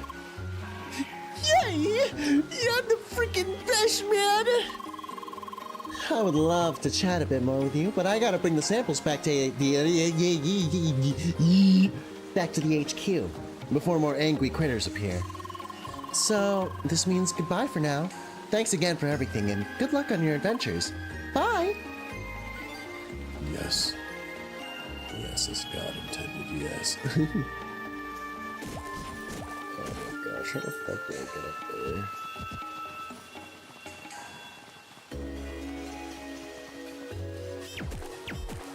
It's probably something that I need to do the temple for first. Moment or whatever.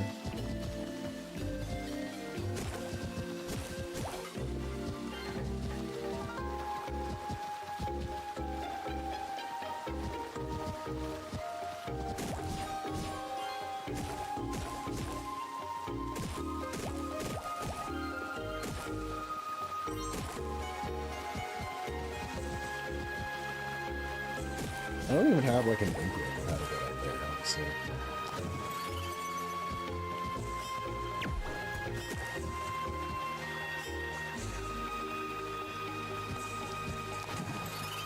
Boom boom boom boom boom. Boom boom boom boom boom. Boom. Boom boom boom boom boom boom boom.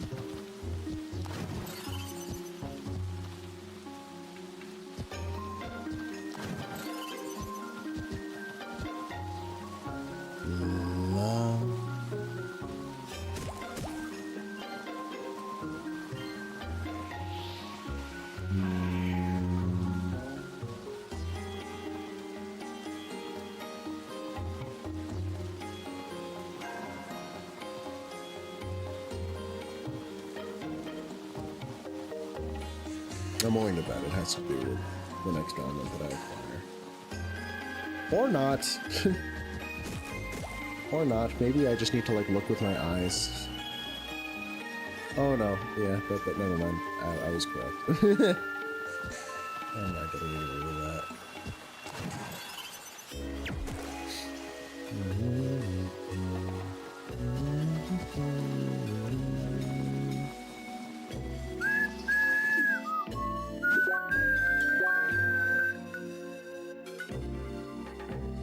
Old timber. Defense. Central Bucket Cave on Combat Garden. Northwestern Guy's Garden. Decorative flames.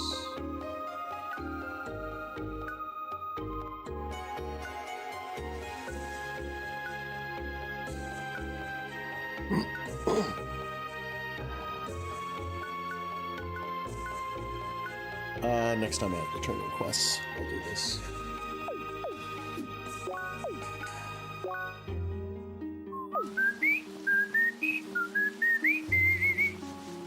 Mo, bo, bo, bo, wo, wo. La, la, la. La.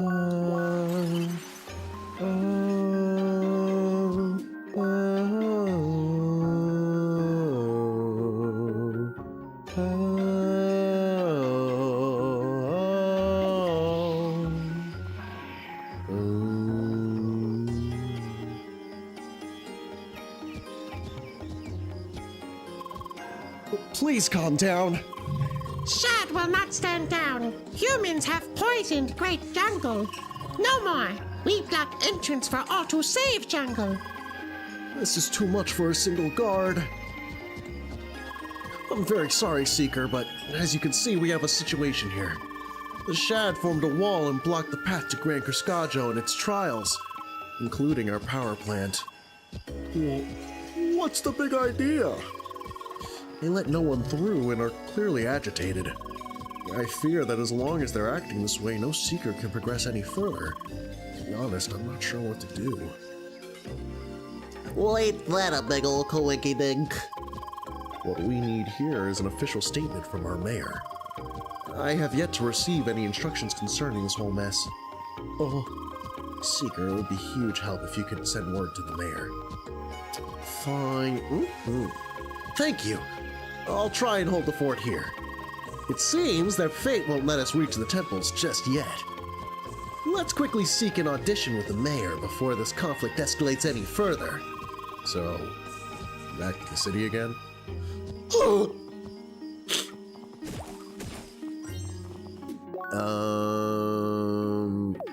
go left first. Am I sad choice, Daddy? Like I said, choice. Yeah, or is it if you take it back, you can go to the back, you gotta feel bad.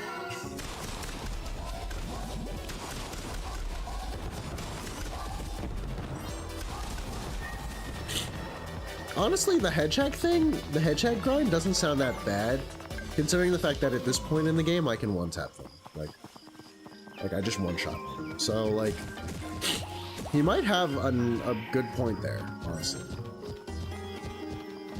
Worth some consideration, at least. It's worth some consideration, at least. I'd be willing to budge on that one. It doesn't sound like the worst thing in the world, if I'm honest. So, maybe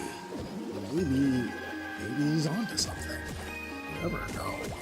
You just have to give it a good old-fashioned, you just have to give it the good old college try, as it were. One must wonder, where does that turn of phrase come from? Good old college try. What does that really mean? It's very strange when you think about it. What is a college try, anyway? I don't really get it myself. Personally, I think it's a bit of nonsense, if you ask me, but what do I know? I don't know nothing about nothing. How the hell did I even get there to begin with? Oh. What? No.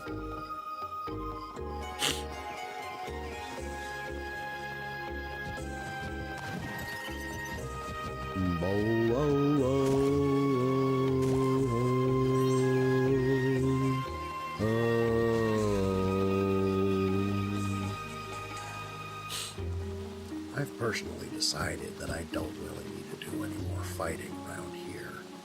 After all...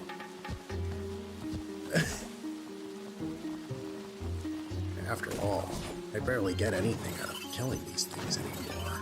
It really just feels like one big time sink, if I'm honest.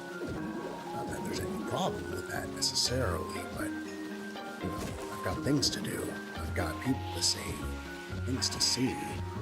I can't be spending all my time just whiling away on mobs that only give me one. And not to make it all transactional or anything, that's not really the point.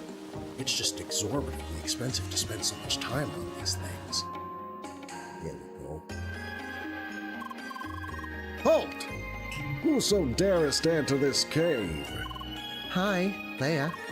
At last, your mighty seeker we requested hath reached us. Oh. Aha! At last, your mighty seeker we requested hath reached us. What wilt thou provest worthy? What wilt thou provest worthy? I don't really like this guy's weird fucking vibes. We shall see. By custom of old, thine ability shall be tested by trial of... By the ancients, stop making noise and send her down here already. All right. Thou hast heard the voice. Proceedest down and to thy left. Okay. Spheromancer Leia, this quest will make us prove our worth alone. Do not bring shame upon our noble class. Do not bring shame upon our noble class. Do not! Yeesh, it's instanced. Alright. Big ol' arena. Alright, that's the vibe I'm getting. Okay. Who the flip is trying to talk to me?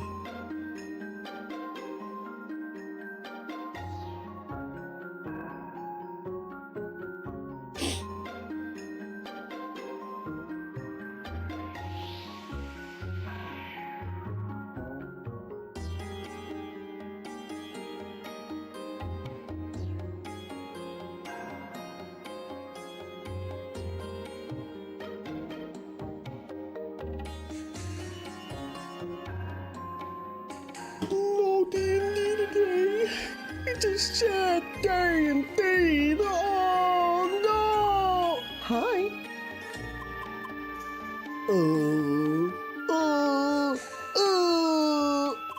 Hi. Ah, there you are. Finally.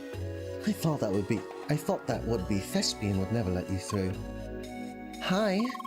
So, you've come to help us open this door here, right? The purple? How? Don't worry. We'll leave this complicated part to this technical marvel here. You, Seeker, will simply defend it against the oncoming wave of enemies. For that purpose, you can use the Trackwalker-compatible defensive system we prepared.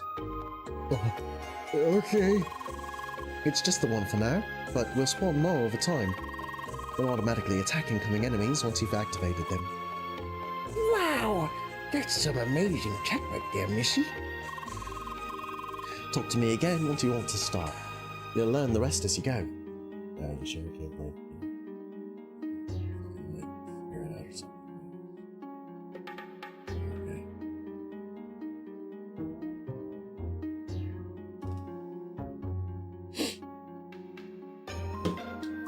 Okay. Alright, let's save the game. Alright, so now I have a definitive, endpoint for this stream. So, I've got a bit of time. I've got a good amount of time, actually. Hello, Seeker. Ready to defend against the incoming waves?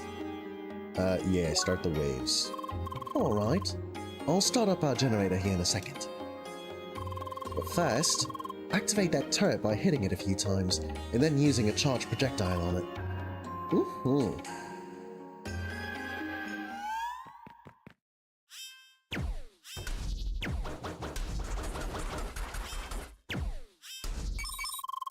Alright, the first wave should be incoming. The critter's got a shield that will affect damage, so hold your fire at first. Wait for the turrets to neutralize the shields before attacking.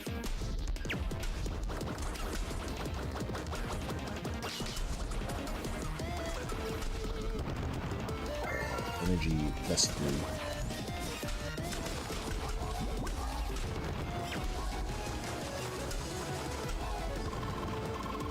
Alright, first one down. The blobs will dislike the code, so I'll unlock cold turrets now. Activate them by using cold elemental charge shot. Though, while elemental turrets are stronger, they also don't disrupt shields, so you'll need to mix them up with neutrals.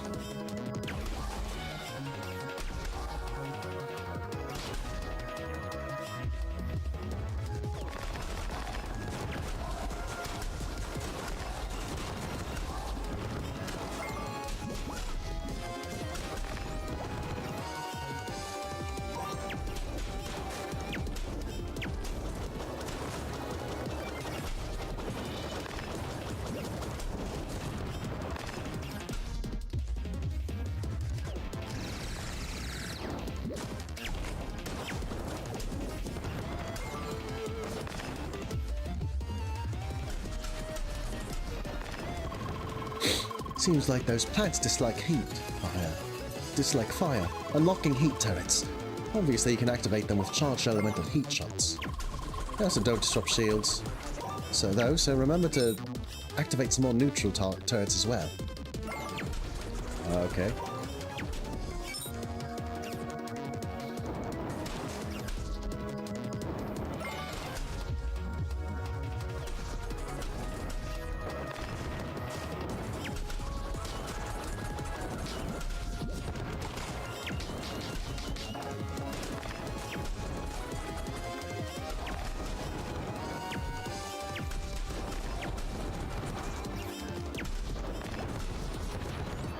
That was close.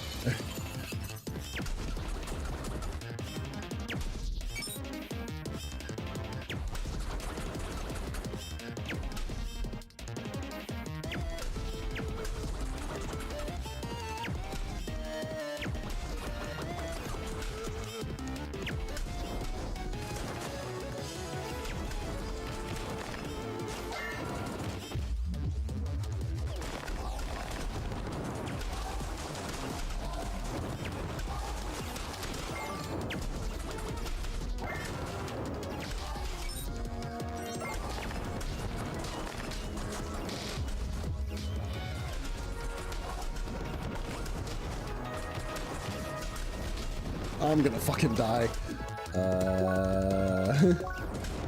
Eat a sandwich, you fucking slowpoke!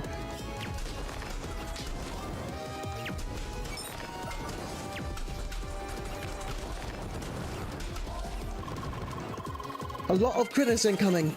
This should be their last assault.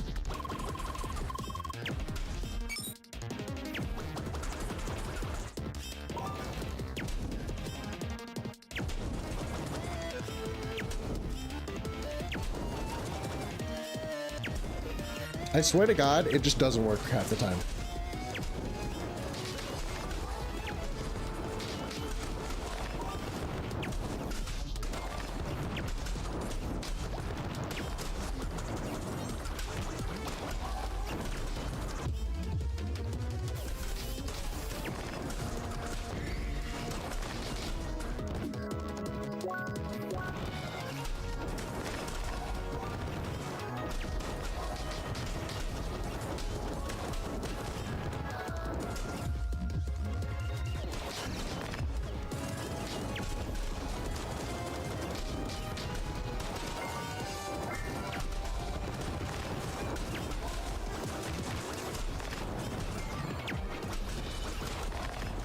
Okay. It's like slightly overkill. Yeah, these just didn't want to work. Good job, Seeker. Come back here so we can review the results. Hi. Good job, Seeker. We neutralized the energy field of the door, and there are no more waves on the radar. Now we just need to unlock the door mechanism itself. Your job here is done. I did good. Yay!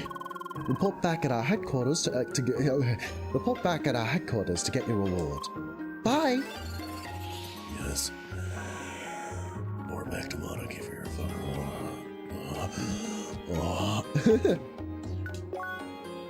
Alright, and then... Splendid work, Seeker.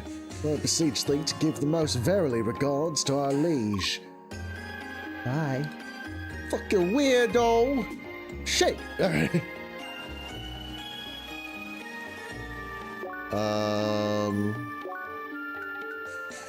So cool. I did this. I also did this. Old timber. Old timber, old timber, old timber.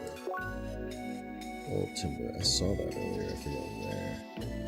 There it is. Okay.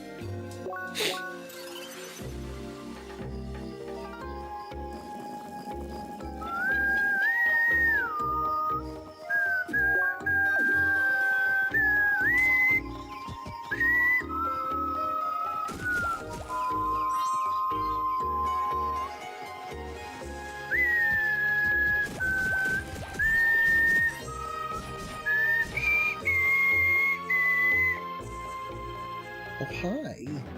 Hey, little kitty cats. More instances?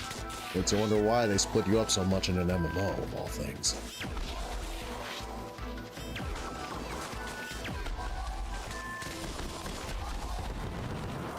What the fuck? What happened to the other one? Find the thief of the cooling devices in Shield Cave.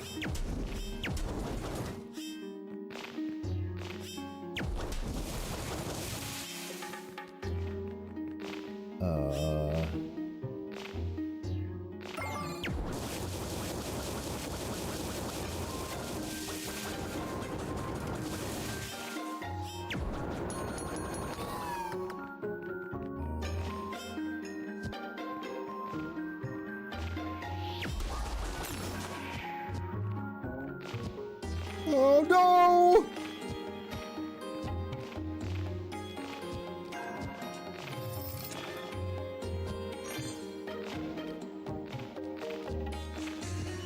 Okay.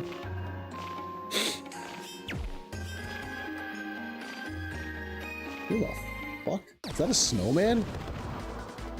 Is that a snowman? Ice, fire, just fire. Okay.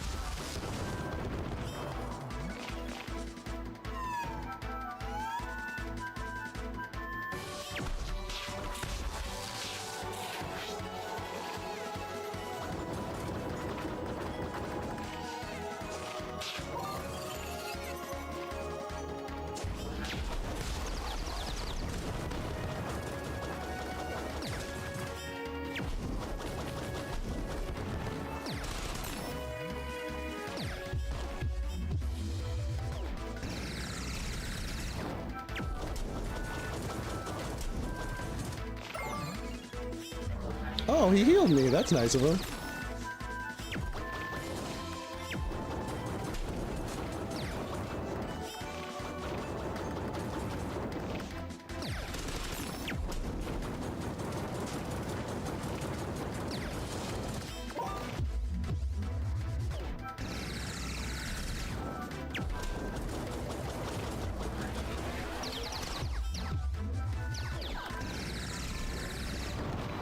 Yes. Yeah. That fire laser thing is really satisfying to use. I don't look like K-walls. No, those are just growing mushrooms. Never mind. Oh. Okay.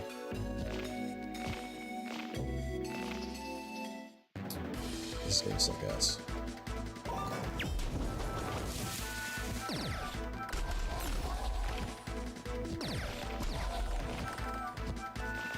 Okay. I just didn't need it at all. All right.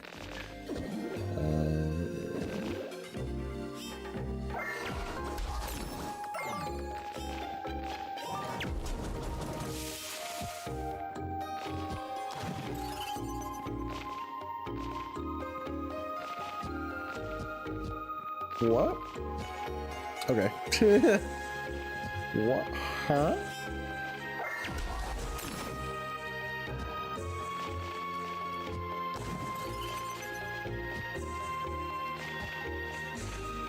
Okay.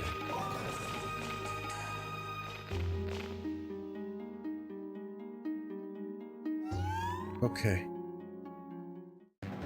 Okay.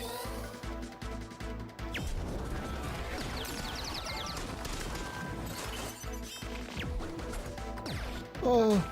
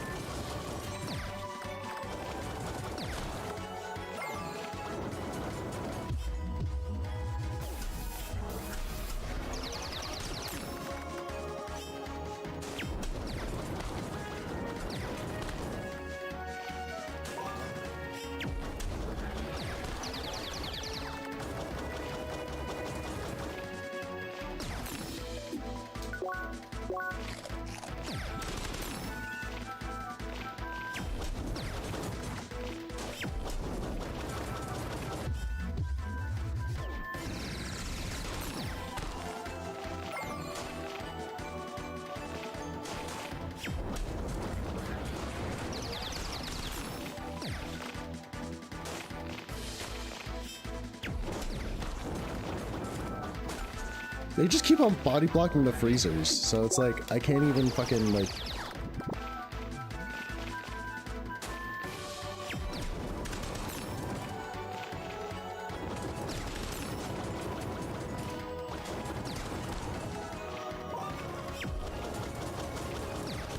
They just keep body blocking them. Really?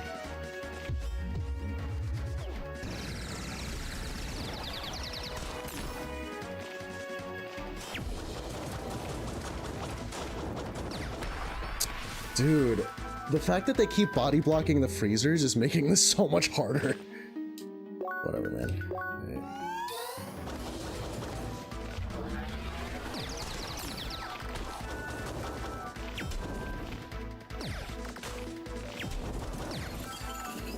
Oh, fuck.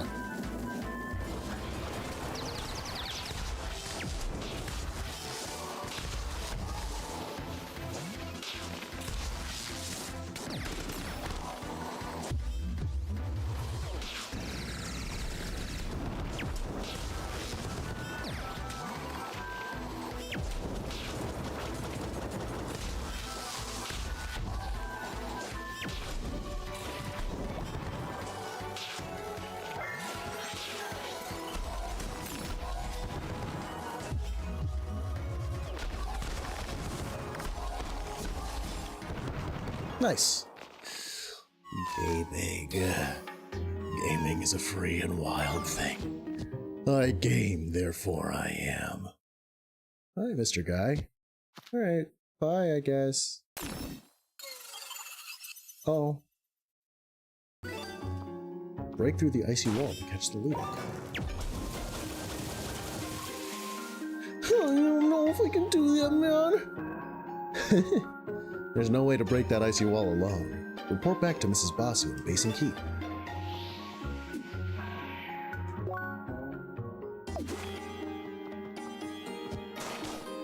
Ow.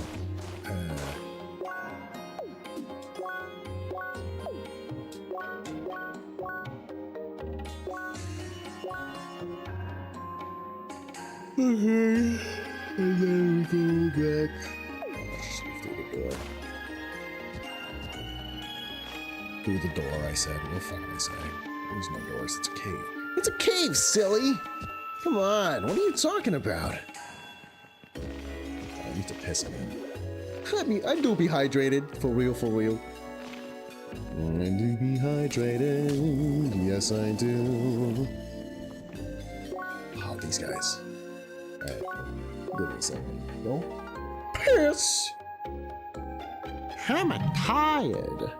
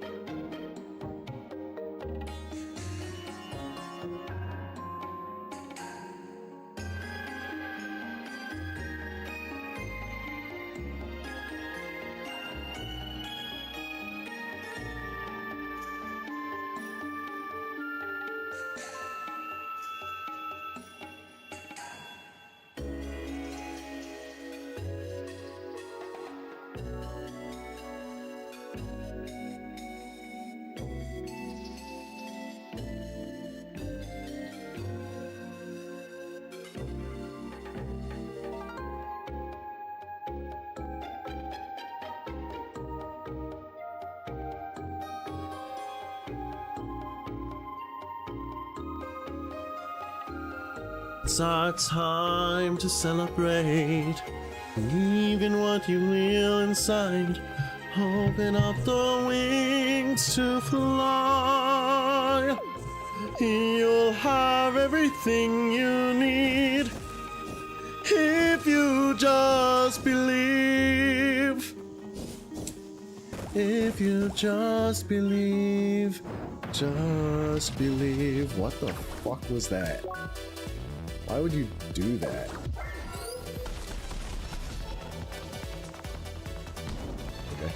Okay. Okay.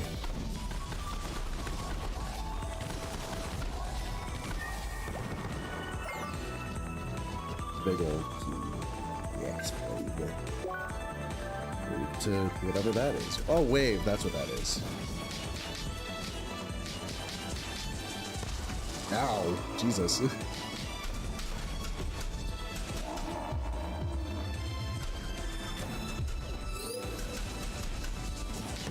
Ow, Jesus. Chef sandwich. I love myself a good old-fashioned chef sandwich.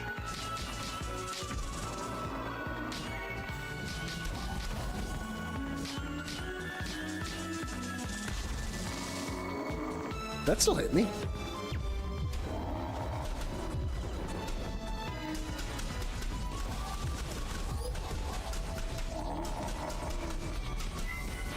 Jesus. Those were a lot of enemies at once. That was two. That was two guys. That was two guys, Joanne. Count them. 1, 2. You don't know the half about seeing a shit ton of enemies. Swear to God.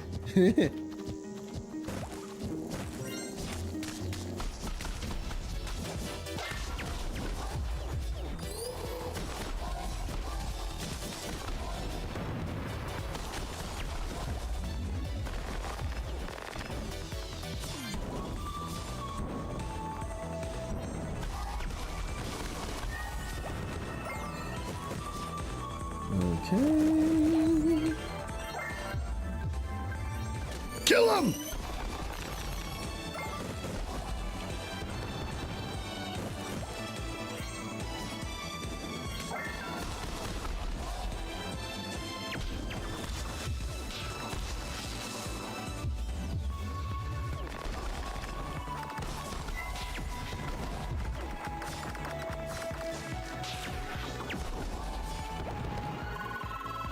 Yeah, I see you're up for a challenge today.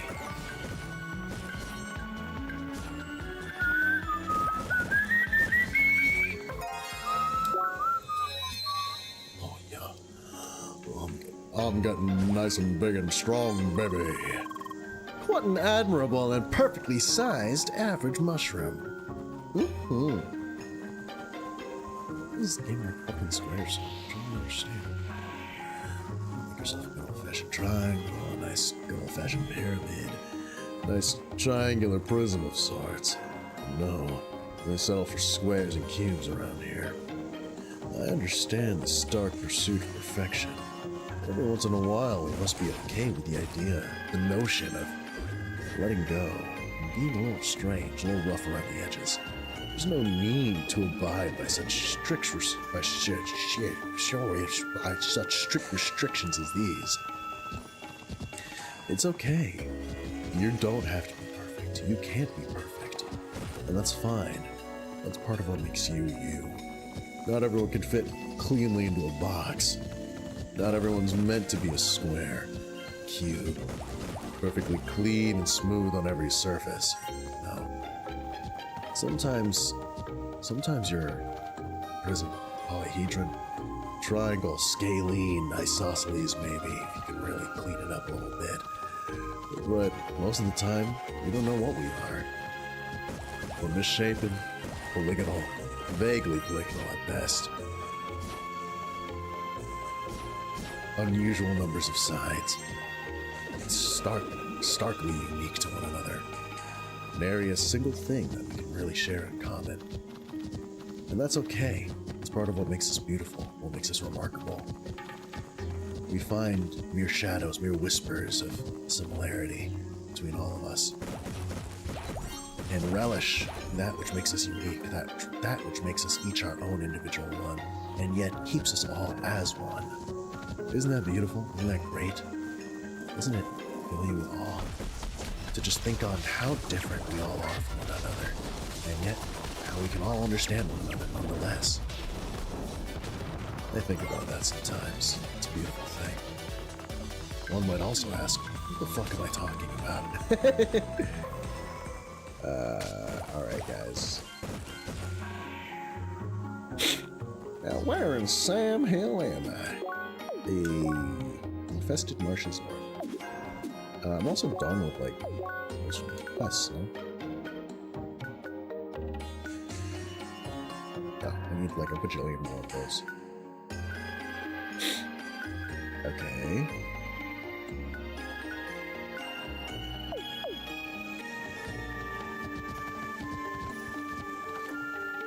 Ginger tomato salad. Ginger's great. Oh my gosh, actually. I mean, that wouldn't help me right now with like my congestion and shit. But ginger, a bit of ginger ain't ever hurt nobody. Ginger's good. It's good with food. It's ginger honey, tea and stuff. That's really good. Nom in my tub, as it were. But also just like some good old fashioned like just like ginger and like a stew. It lends itself a little bit of that bite that you really need, you know?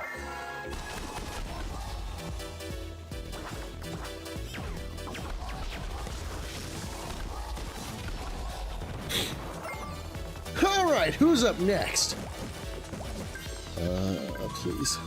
Please, I'm not that in earnest. Oh god!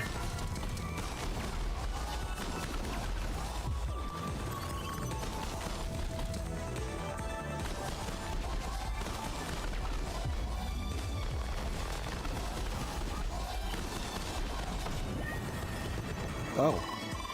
This wasn't right. Why was I defeated? This smells like cheating. It's a good thing you've never accused. Actually, no, you have accused me of cheating. Your fellow Spheromancer returned. Alas, a bit too late. But nonetheless, I'm back and ready to wreak some havoc.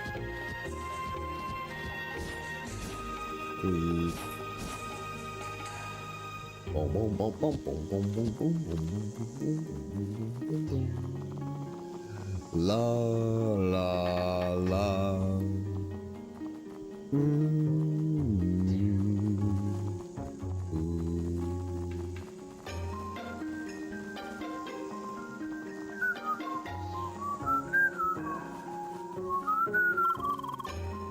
There's an oddly shaped mushroom.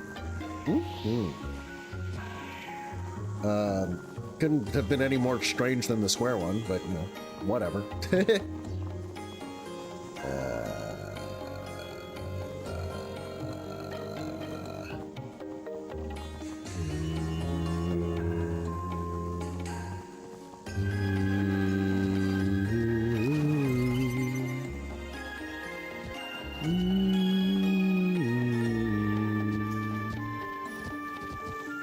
Oh, I made it. Oh, I didn't make it. God damn it. Now that I know it's possible, I need to like make use of it. I need to figure out what I can do with this. Fuck! Shit! No! No! There we go. Ah! Yes, nice.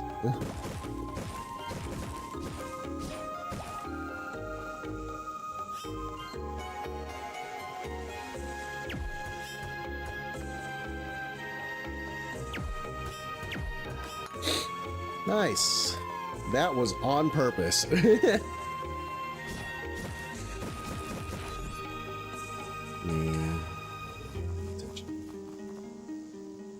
Bum, bum, bum, bum, bum.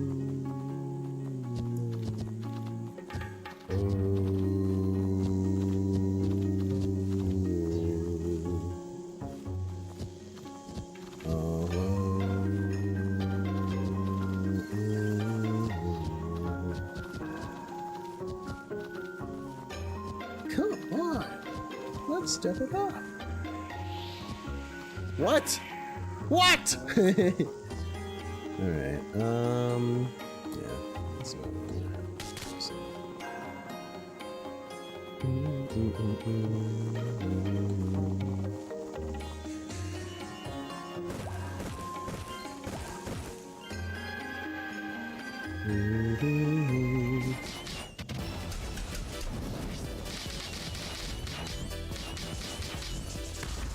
Ow.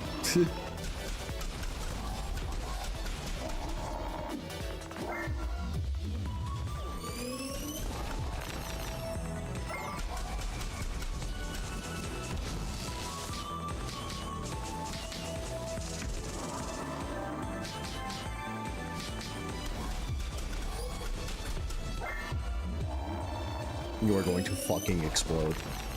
Oh yeah. That's a word.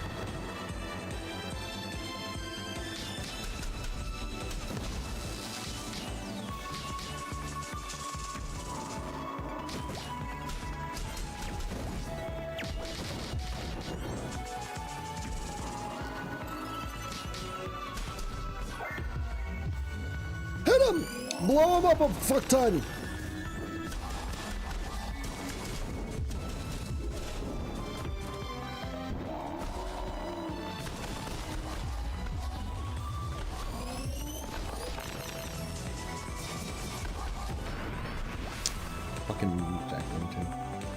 It's because you guys pushed him out of the way of my fucking Come on, man. What are you guys doing?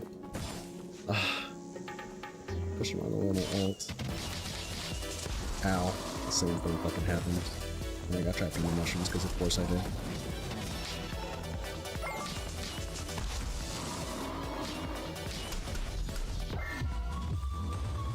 Blow him up!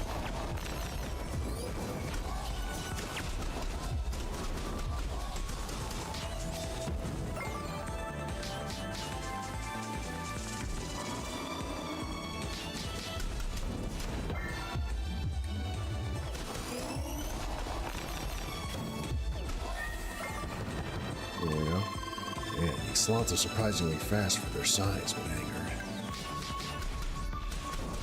Ow.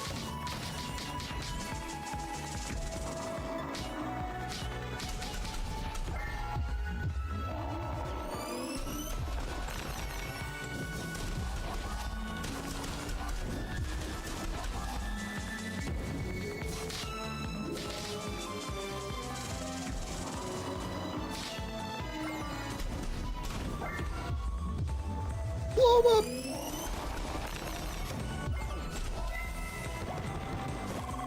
Yeah, I see you're up for a challenge today.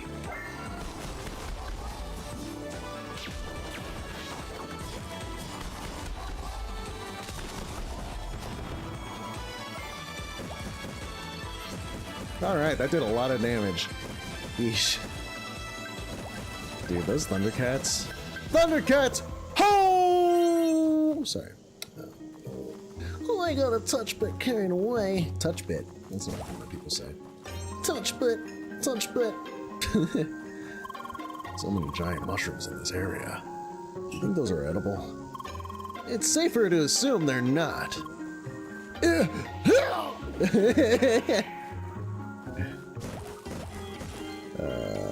Okay. Where is it? Oh.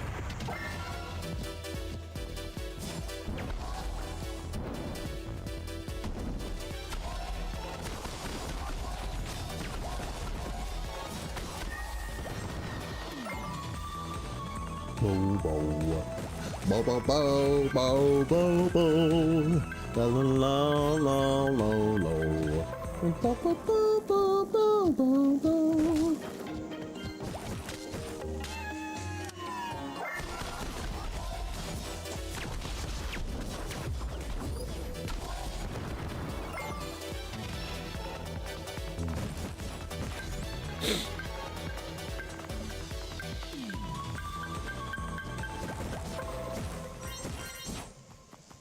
Okay.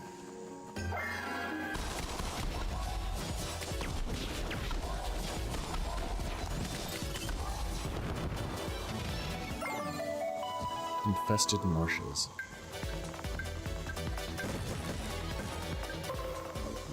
Does not look like it. have to walk all the way around just to get back right here. Really? Alright, I'm following.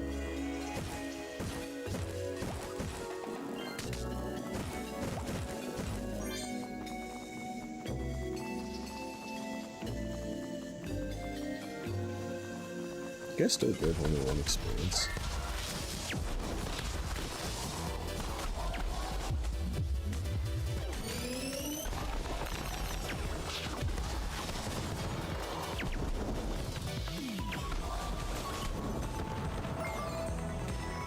Nice.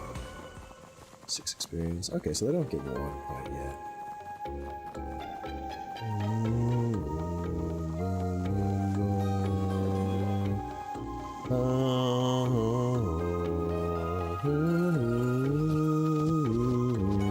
Imagine knowing how the song goes.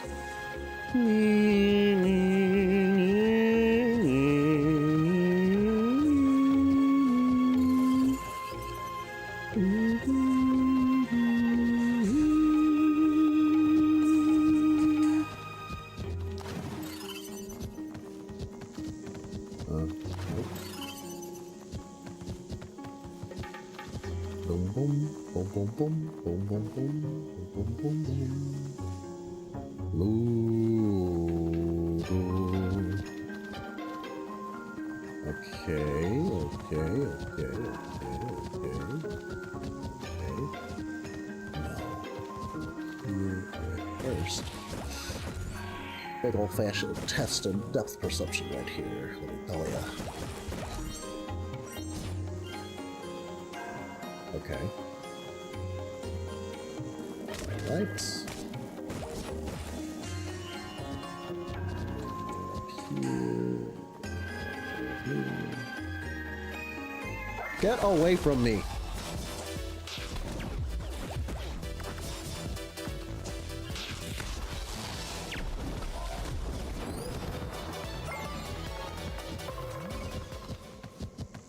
Okay.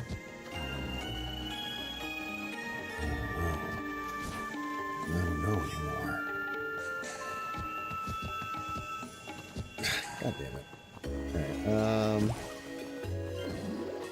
oh, God. Oh, my big belly.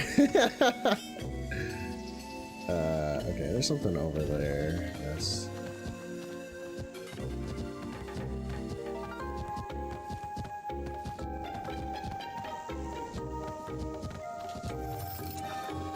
Golden bars!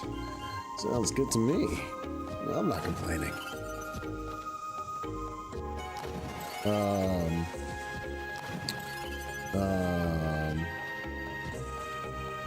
Okay. I was a little worried. I was worried for a moment. Really, just really. Not, I mean, I was gonna be soft locked. It just, I would have had to walk around a shit ton, and that would have been annoying. So, actually, I just found a fast travel point, so it really wasn't that bad. But for a moment, I was like, "You dastardly gang, you! Why? That's the second time I've done that. What is going on?" My mic! Oh, my arm! My mic! It hit me! Like, it's supposed to be like that. Oh, it's a different height. Yeah, see? Depth perception? Not exactly working out in this 2D isometric game of mine.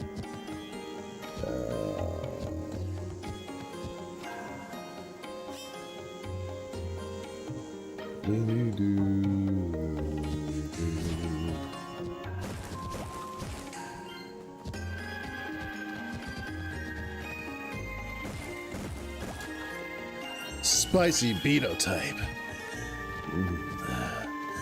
Rhymes with phenotype.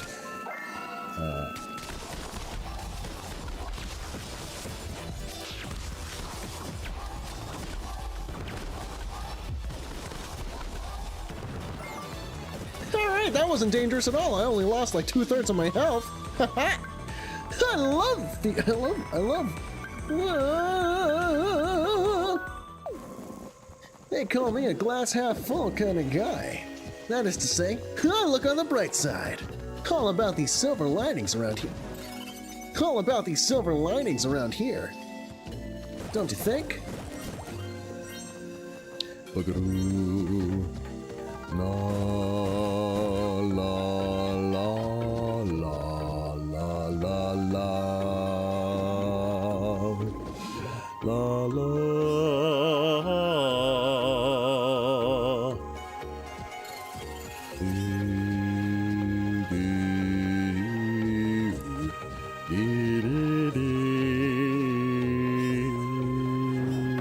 Oh, okay. Dude, it scares me every single fucking time. Ah! Ah! Ah! Okay, that was not scary. I was fine with that actually. It was really cool and neat and I really liked it. Yay! Thank you! Thank you! Virus root. Times 5. Okay. Nice. Okay.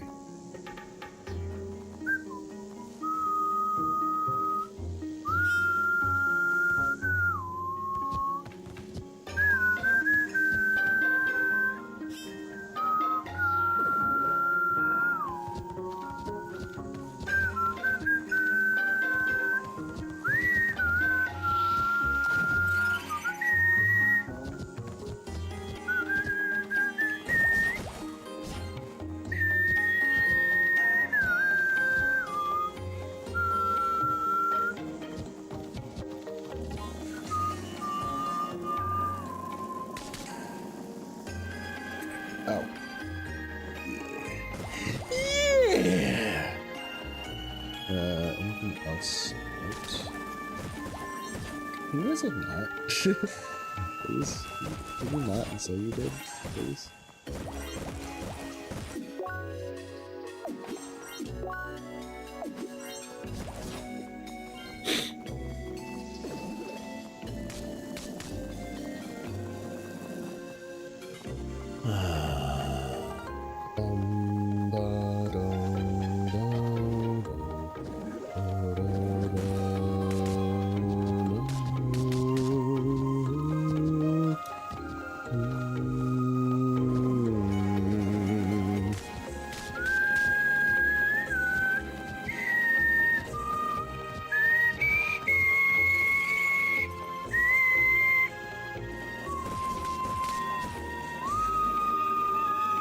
I didn't even notice there was another exit down here.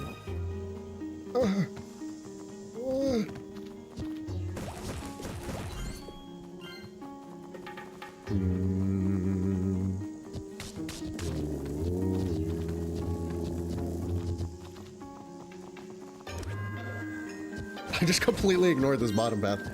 Okay.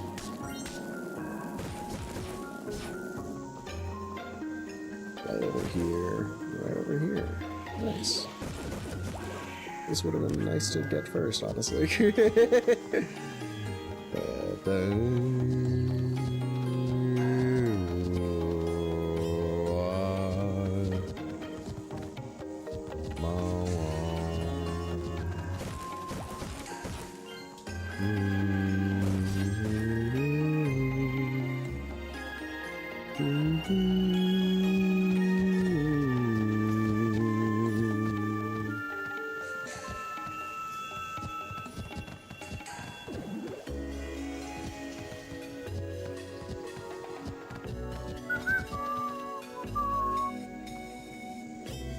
Where the fuck am I going? There.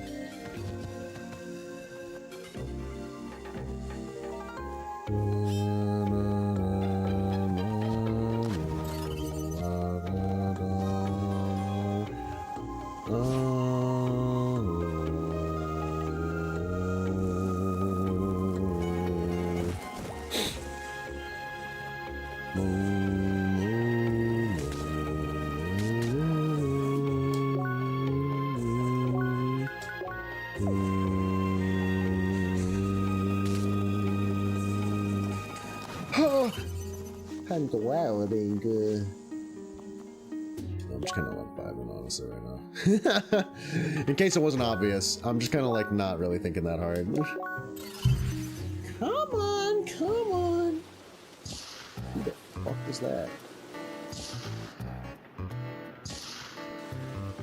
First, let me turn this.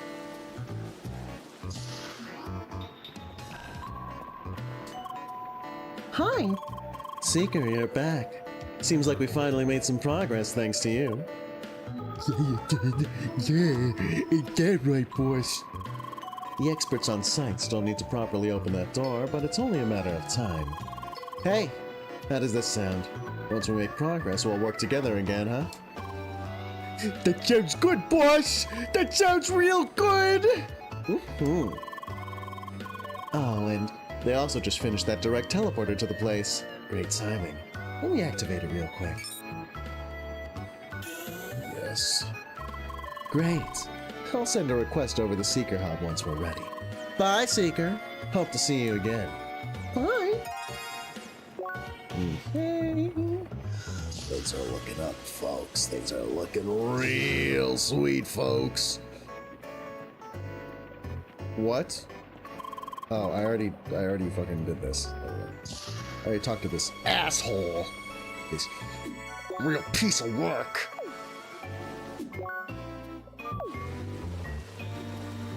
Did I get all the things, actually? I actually didn't even check.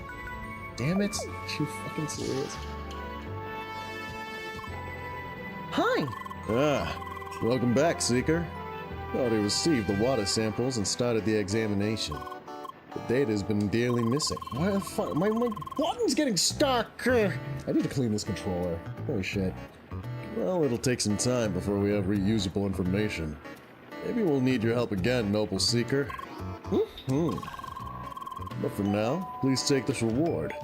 May the ancients bless you. Bye. Bye. Who's Odo? Okay. Boom, boom, boom, boom, boom.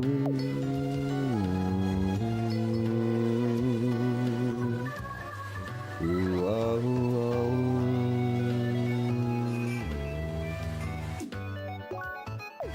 Okay. Okay. Hi. Welcome back, Seeker. Have you made progress on your assignment?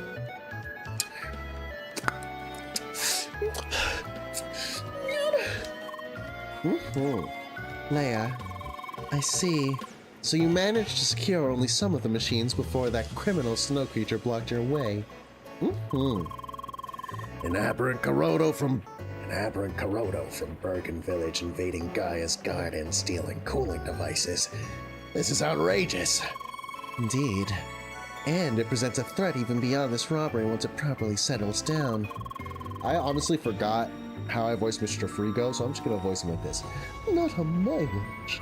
I will instruct my best technicians to find a way through that icy blockade. Seeker, you have proven your worth. I hope you will return and finish this job once preparations are ripe. Yeah! Yeah. Sir, how noble of you. Well, Seeker, I hope you will not let us down. Please return us and... Please return us. Oh my god. Whoopsie daisy. Please return to us in the future. Bye. Lazy claw. His claw's feeling hella lazy. Let's go and grab one more pumpkin thing. For the road. That's bad. That's sexual harassment, you know. There's no laughing bad ass. God. Them boys will be boys, right? Them and their toilet humor. I say this as if I don't still make sex jokes. I definitely do. I'm about as much of an ingrate as I once was, if to be blunt. Alright, let's grab that last pumpkin and be on with it. Okay, it's right here, actually. It's this one, no? Actually, I don't remember where it is.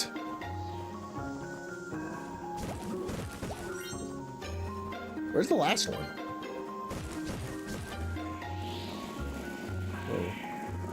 Oh, bother. You're hurting my friends.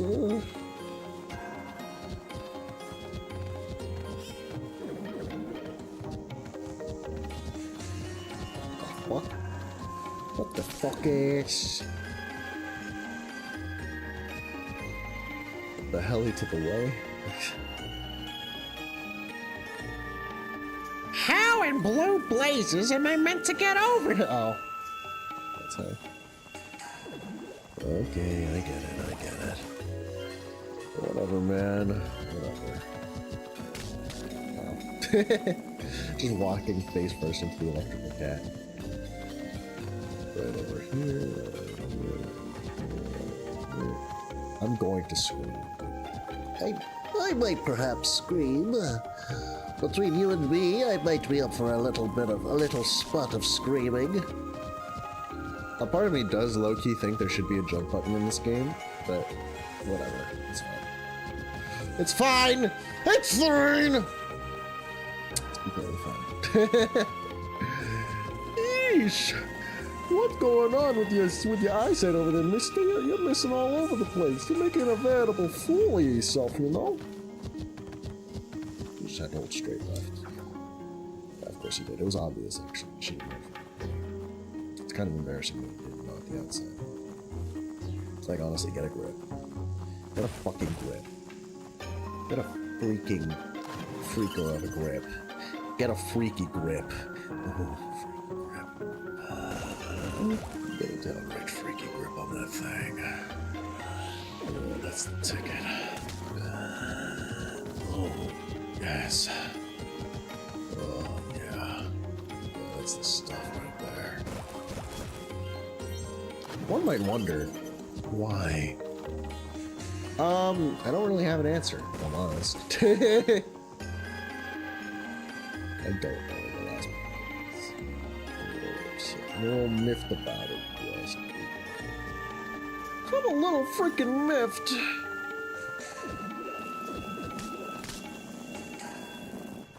Ooh, wow. Is it in here?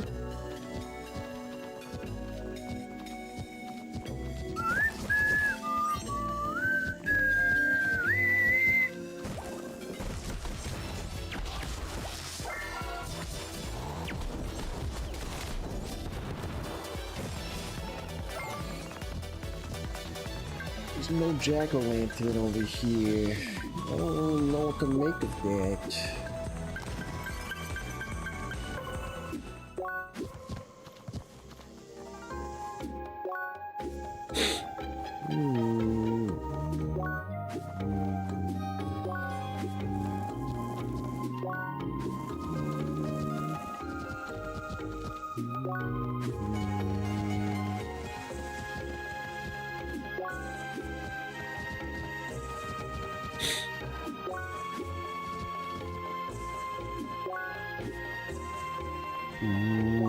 Give me a sec.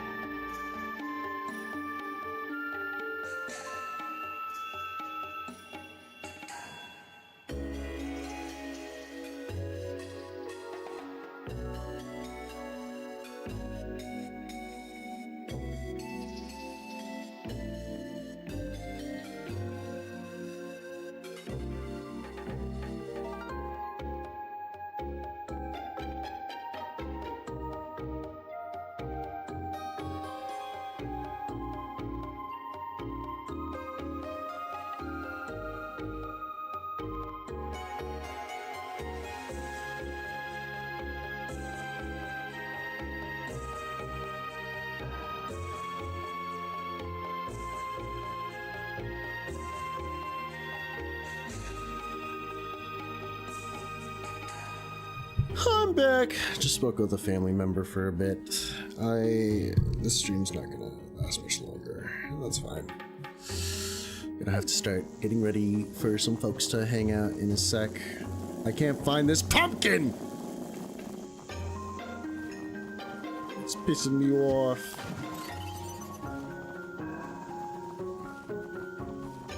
Maybe I should end off on talking with the guy or something.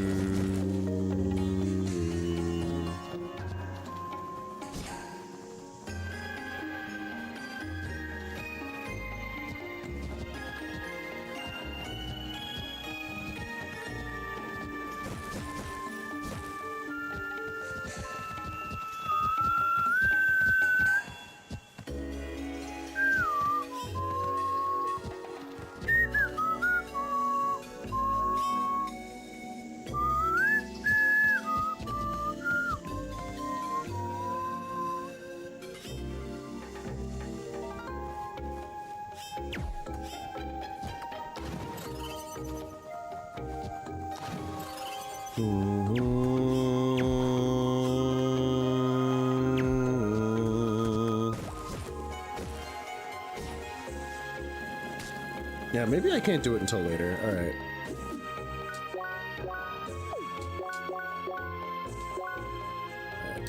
Let's go. Let's get this guy! Come on!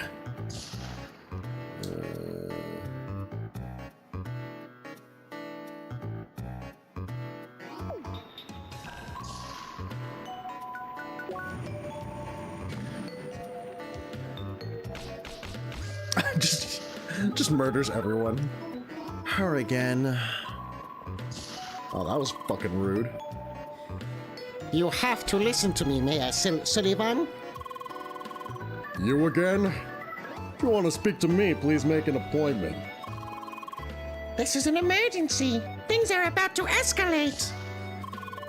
I'm so sorry, sir. She just burst in. It's okay, Penny. This seems important. You can go. Yes, sir. All right, so what is it? The village of Verda is currently under attack by dangerous creatures. We've already lost the entire north of the village. Oh. I'm very sad to hear that. But how does this concern us in any way? You see, the Shad are blaming the power plant. Well, of course. They always do. And I always tell them the same thing. The power plant is fine. We make sure it's all in perfect harmony with your oh so holy track. Yeah, maybe learn to speak like a little less, a little less like sanctimoniously or like pretentiously to the fucking the indigenous peoples who've been living here since long before you even came here.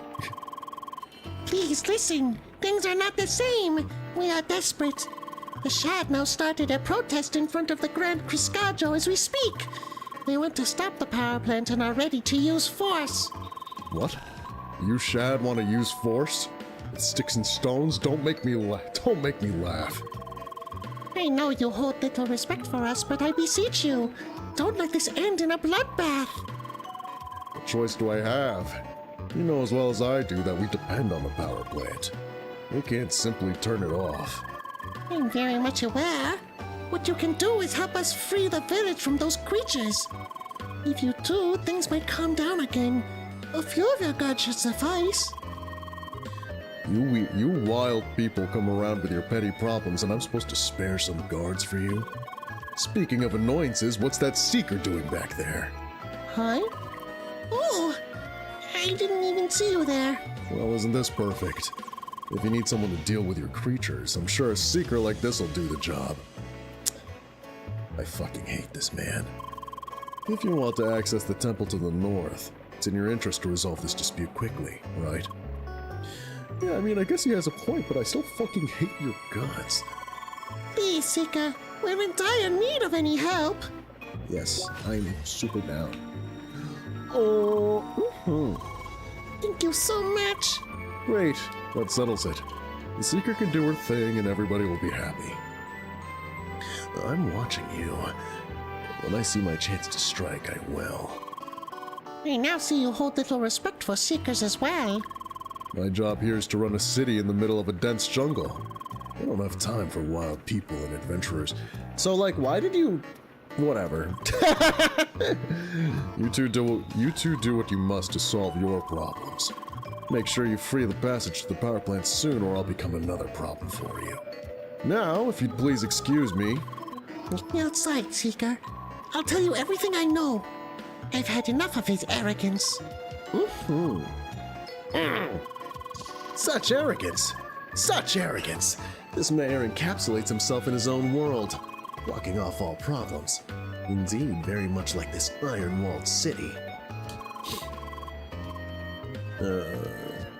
Yeah, I hope you get drawn and quartered. Cool. Thanks to this weird Shad, I now have to wait for my appointment with the mayor. Is everyone here just fucking racist? What's going on? Jesus. Nothing quite like the big city. Ironically, like, if anywhere is more likely to be racist, it's more likely to be like a fucking like provincial hovel rather than a fucking like metro cityscape. Not to say there isn't racism in a place like this, especially if it's like so staunchly like stratified by wealth inequality. Like, yeah, no, it's gonna get racist as fuck. But it's I'm surprised. Yeah, you know, this is a gated community. I'm seeing it. I'm getting it. I get it. I get your role. There's literally slums. Like, who am I kidding? Seeker, over here. Thank you for helping us. The tension between humans and Shad around here is as bad as it gets. It really doesn't help that the mayor is acting so selfishly. But where are my manners? I'm Katara. Leia, hi. I was born in Verdaville, a small village in the southeast of Gaia's Garden. But I spend a large amount of time with humans. Anyway, let's not dwell for too long. My village is in danger. You see, our village was attacked by strange black cats. They've already pushed us out of the north side. It's because of this power plant. It is disrupting the ancient track, and it's punishing us for it. It sounds kind of rough. And my people are not happy. They are ready to fight, and I fear the worst if we don't do something. I'm sure if we can drive these beasts away, the Shad will calm down. But we have to act fast. Let's first meet in Verdaville. There is a landmark at the eastern part of the village. Oh, you already unlocked it? Let's not waste time then. That was a clever use of sign language, Leia. And the NPC even recognized it. I'm impressed. I'm impressed. I'm impressed. I'm impressed. I'm impressed. Yeah, as am I. As am I. But we are very soon close to being done for today. You've come. Quick, follow me. Oh. I was like, where the fuck did she go? She just completely disappeared. Oh my gosh. That like actually, that like freaked me out. I was like, did my game just glitch out? Did I just get pogoed? What the fuck?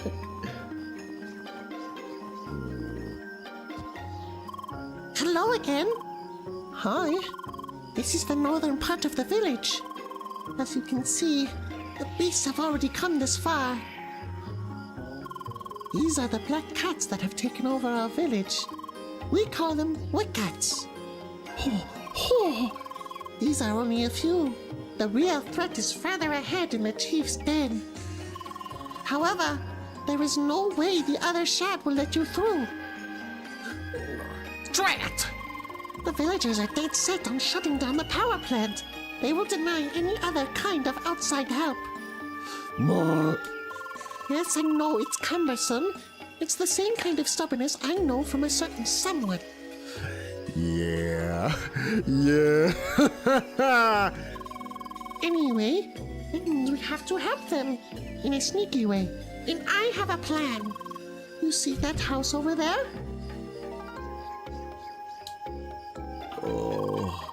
That is my home. It's now overrun by those creatures, but it has a valuable treasure. One that lets us sneak our way around the guards. Wowee! All we need to do is get it. That's where you come in. You need to go into my house and grab my old stone key. Do you think you can do that? Great! I leave it up to you if you want to get rid of the cats or not. The more are gone, the happier everyone will be, I imagine. But they are very aggressive, so be careful.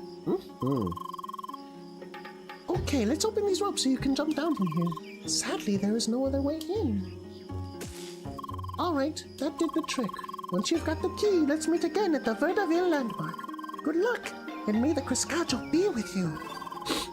So, we only have to get the key? We don't have to fight those kittens, right?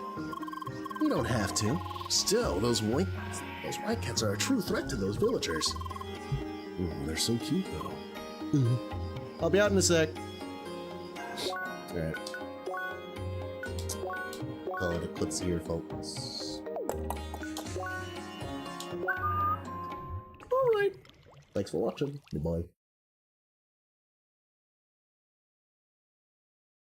Bum, bum, bum, bum, bum, bum, bum, bum.